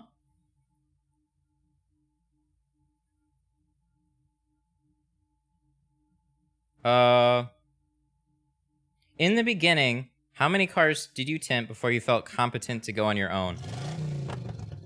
Oh, wow. Holy shit. T-Jet, glad it went well for you. Georgia is hot as fuck right now. If you're having problems with your slip solution, we figured it out in this one. But yeah, that was a good question.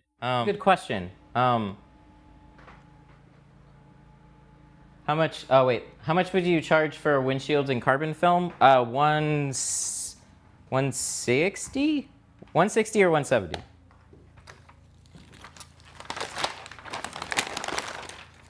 Sorry, there's a lot of chat messages coming in right now. So somebody asked, how long did it take before I felt competent tinting? I always like answering this question.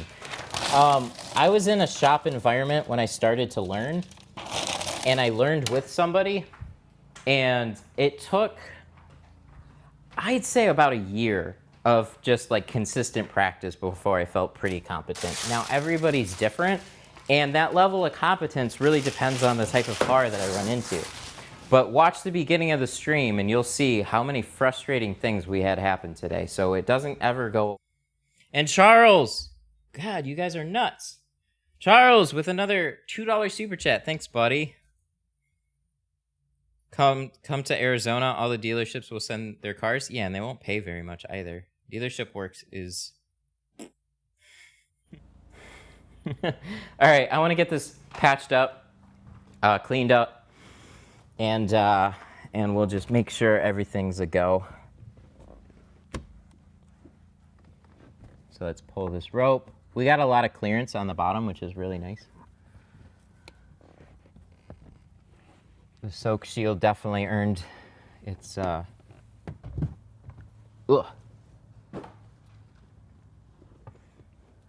Why do tinters never remove the window to tint?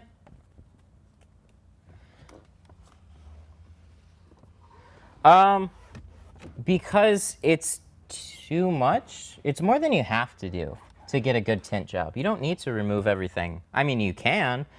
Generally speaking, I've always had a worse time. Windshields at the glass shop I'll do out of the car before they go in the car, but they have to hold them.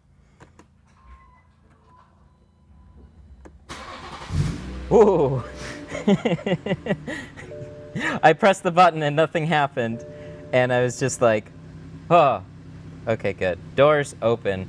Looks like we're all good today. Hell yeah.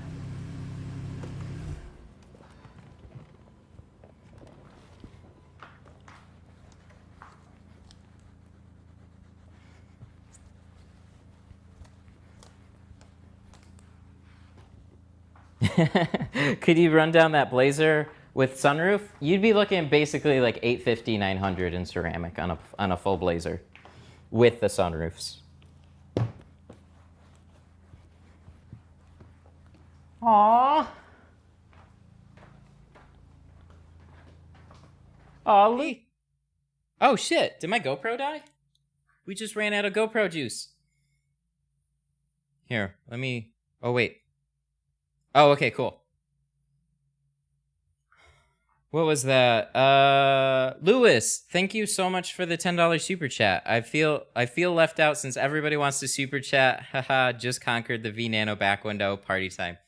Glad you got it. Good job, man. Dude, I was fully with you on frustration today. We had to go through a lot. So I should mention, big shout out to Jay for putting up with me today too. In public scrutiny and frustration, but don't take it personally because it's just the situation that it is. He suggested a little bit of Dawn and a little bit of baby shampoo, and that seems to be the perfect slip for this type of glue. And it is rock solid of a slip solution. Really, really enjoyed it on this one. But the disclaimer, and he told me this too, it makes it incredibly slick on the outside. So when you go to cut stuff, you'll see the film wiggling around a whole bunch. So keep that in mind when you go to use this stuff. He suggests use just regular water on the outside and then only keep the slip for the inside. But thanks, buddy. You deserve a big shout out for today. And I'm sorry, but it's just sometimes how things go. I'm glad at the end of the day, though, this actually turned out really, really good. Very happy with this job.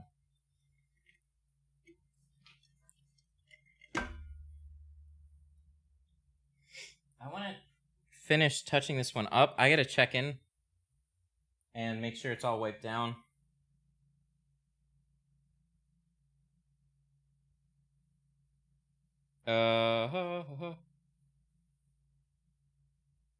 Whoa. Whoa, I got a bunch of notifications. I'm trying to go through things. Real quick. Sorry. Oh, I gotta get that pin back. Okay, so here's what we're gonna do. We're gonna, real quick, the car's done. We're just gonna clean it up a little bit. I gotta fire this GoPro back up and connect it. And then we'll go through and just wipe it down really quick, do a couple little touch-up things. I'm going to replace his blue pin, which he so graciously provided. And then we will wrap things up. But thank you so much to everybody that hung out today. This was as frustrating as this stream was for me personally. I really appreciate everybody being encouraging. There was, I don't think I heard one single comment that was ridiculing me for having problems. A lot of people can relate, and just you guys were super cool about it. So I greatly appreciate that. And going forward, that makes me feel better about messing up just in general and like showing mistakes and shit like that. That was really nice of you guys. I feel like such a hack today. The rest of it went great. The installation turned out good, but man, that beginning was so rough for me. It's going to take me a minute to get over. But you guys help a lot. How much was this job? This one was $600. So $200 for the windshield and $400 for the rest of it. Or $595, I think. I don't know. Something like that. And oh boy, it looks fucking fantastic. Like, I'm pretty sure he's going to be very happy with this job. So that's really encouraging.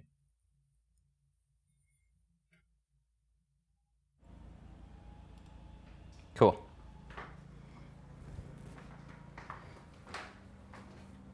What was the material cost? To be honest, I'm not entirely sure because of how many mistakes we had. It definitely suffered some today.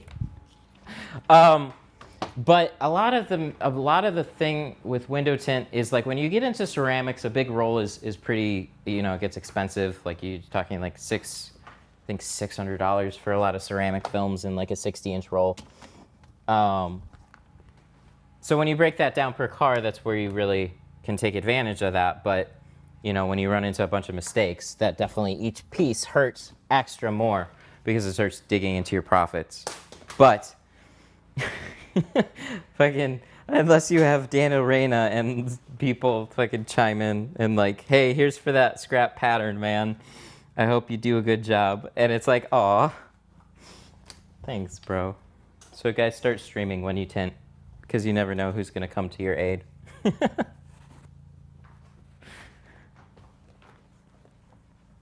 Oh, this looks so good. I'm so happy with the way this installed. Do I recommend Avery NR? Yeah, I had a great time with Avery NR. It sticks a little bit, but so did this. That's basically like my only gripe with that film is like if you've used their NR Pro and then you've gone to their regular NR, there's a difference between the glues, and my rep for Avery couldn't even tell me why that was the case. He's just like, they just are. I don't know. It's like, oh, dang. Okay.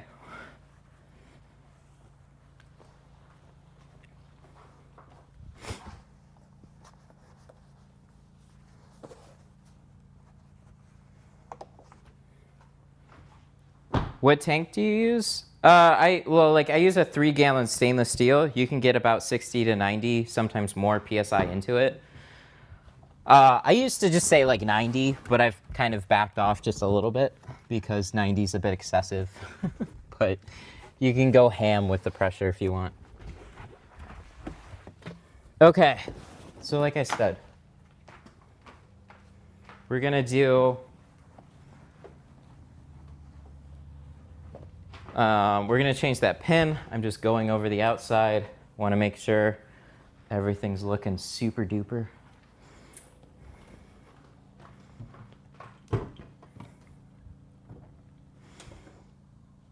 Back to the new and cool Tint Stuff squeegee blades. They're not that cool. Okay, so this set is actually really interesting. I liked, So he's taken this brake light off before, and as far as I could tell, I didn't see any blue clip on this one, but it holds it in still. But it's pretty well known, I guess, in the BMW community that that blue pin can break, and us as window tinters know that to be the case. So sometimes they do, and sometimes they don't. It's just one of those quirky little things that, like, I hear people talk about, and I've had experience myself. But this kit, you got to order right from BMW, or he did, and it's $25, and they sell you all the pins. They will not sell you just the blue pin. You have to order all of them. So this little blue pin can cost you $25. Holy shit. But the brake light still stays in there pretty well. But when you put this back in there, you want to be sure that you're 100 on it. So you know what I'm going to do? I'm going to wait for him to come here because he had his dash cam. So I want to make sure that he doesn't need to run the wire any differently because we took it down. So I'm going to put it there. I'm going to leave it. It's just a quick pop up there. And then if he gives me the go ahead, I'll just push it in and then we'll be good. But fun little story on that one. Really weird. It sounds like a very BMW thing to do, though, to charge you $25 for a pin.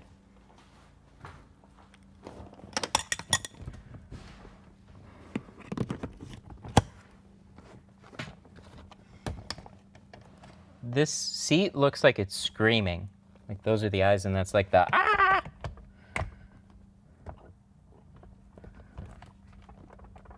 No, we're putting it in backwards. We're putting it in backwards. I think. Yes, it goes this way.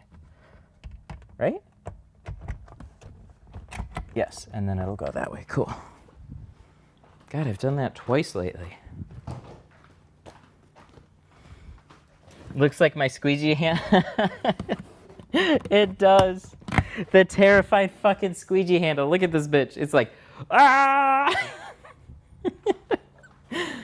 Aw. I love when people notice the little things like that. Good. So we'll leave that there. That's 100. This. God, this turned out so clean. So nice.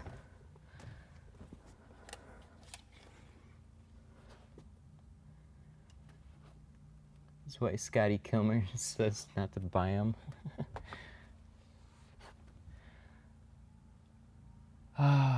I was really nervous with peeling this back that I would have like brushed something into here. Oh my God, I was so nervous about that. Oh, so this is an Avery tool belt. Oh, super chat, bro, thank you. I'll talk about the tool belt in a sec.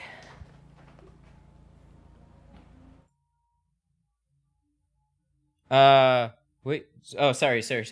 Paul Dem, thank you so much for the $5 super chat. Glass 8 is the bomb. Where did you get your tool belt? Oh, that's part of the super chat. This guy right here. This is an Avery Dennison tool belt. This is specifically for vinyl installers. So this isn't for you window tinters. This is for you vinyl installers.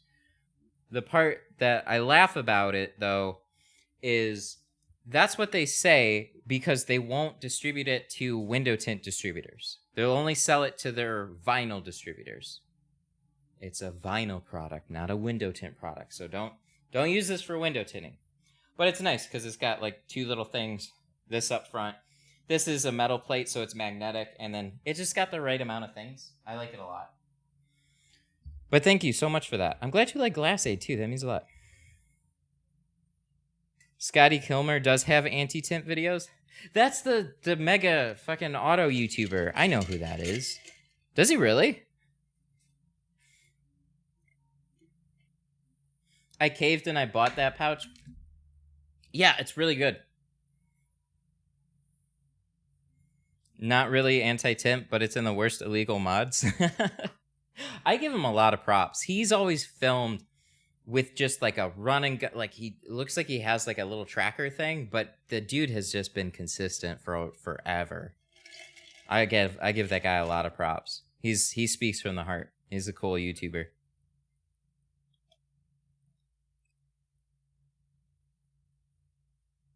We had a lot of people talking about 5% tint today. There's a lot of people that like it and want to go darker too. He's a millionaire? Oh, absolutely. Best boomer YouTuber besides Matt Pog? Thanks, Red. Thanks for that. You know, I try not to be a boomer. I know Twitch enough to understand what Pog is. So, God, that just makes me feel old. What tape do you use for the windshield? The white masking tape? It's called Glass Aid. It's something that I came up with myself. mytintstuff.com is where you can find it. I don't have a dedicated product video for it yet because it's just something I use on stream. So when people ask about it, that's when I get to talk about it a little bit. But that's my tint stuff. Yeah, that's where you can find it. I put a link for you in chat if you're interested. Okay. So I guess we're done. Let me. Have I used global window film? Yes. Yes, I have. Global's good. Global's good. And there's like a lot of films that come from that same place. So some people use global and some people use just Gwari films without even realizing that that's what they're using. So it's kind of like a well-versed film that's very well respected. A really good window film manufacturer. Damn, look at this, guys. Ooh. Ooh, this looks really, really good. Oh, we don't want to lock the key. We don't want to lock the key. He asked me if I wanted the other one. Guys, what do you think? Oh, this turned out so good. I'm so happy with this. Yay. Good shit. Have you used Express? I think Express are also global. Do an Alibaba tint video? We should. Have I used Soul Control? No. No, I haven't used them. I've used a lot of films, but there's still a lot more that I need to try, I guess. But it's like, you know, if I just tried a film like this without the proper slip solution, man, sometimes you just give an unfair review about a film, and it really takes some time to get used to a film.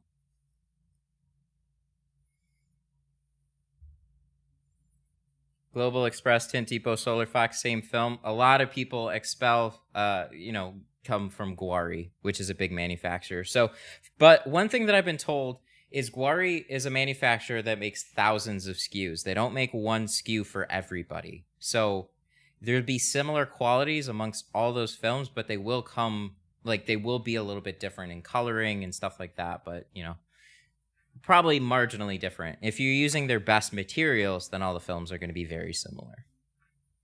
They probably like have specific dye codes for like the individual film manufacturers, so they're not that interchangeable, but the difference could probably be like a digit or something like that.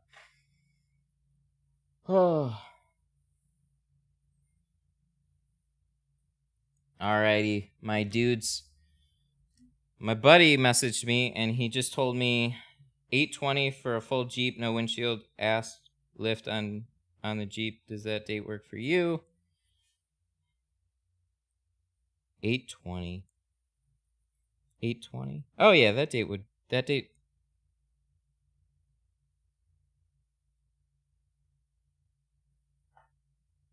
Cool. All right. And with that, I think we're done today. We gotta take a picture. We gotta send it to the dude, and we gotta apologize for any inconvenience. But one thing we did not compromise was the quality of this job today. It looks fucking great. So I think in the end, with all the, you know, if he was a little leery in the beginning, hopefully he'll be happy about it now. So, and hopefully in the next stream we'll adjust a little bit. Thanks, everybody. I really appreciate it. I try to do the best that I can, but obviously we run into certain problems that are just like, oh my god. So, T-Jet, $5 super chat. If you go to Texas, you should try to tint Scotty Celica. Oh, he's in Texas. I'm going next week. Can I message him and be like, yo, bro, I'll tint your new Lexus outside? I didn't realize he was in Texas. That would be a really funny crossover. I think it'd work out better for me than him, though. Tint Depot's also in that area of Texas, so I was thinking maybe I could try and stop by there if possible. Thanks, everybody. All right, so with that, we're going to go ahead and end the stream. We're going to shout out some super chats, though, real quick before we end things and give just big thank yous because you all are champs today. Like, everybody was so nice. So Zahn was that first one with the 50 Swedish kronor saying goat. Thank you so much. Ray, Daniel Reyna being a champ today. Joseph, Efren, Charles, T-Jet, Polaris, T-Jet, Charles, Lewis, Paul Dem, and T-Jet.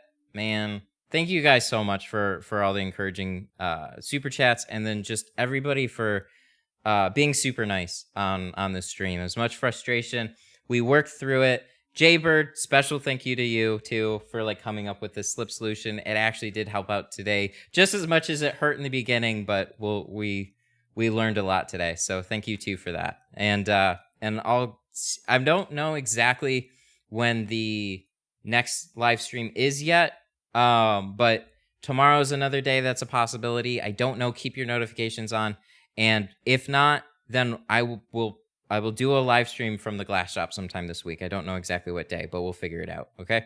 And with that, I will see you guys in the next one. Thank you guys so much. Bye-bye. Don't forget to turn off your mic. I always remember to turn off my mic. I know it's on. I don't know. There's another live streamer that I watch that kind of like talks in like the end credits a little bit, and I always thought that was kind of a nice way to end things. So like there's some like final messages that came in, and I just wanted to like, you know, do a last thank you if that happens. So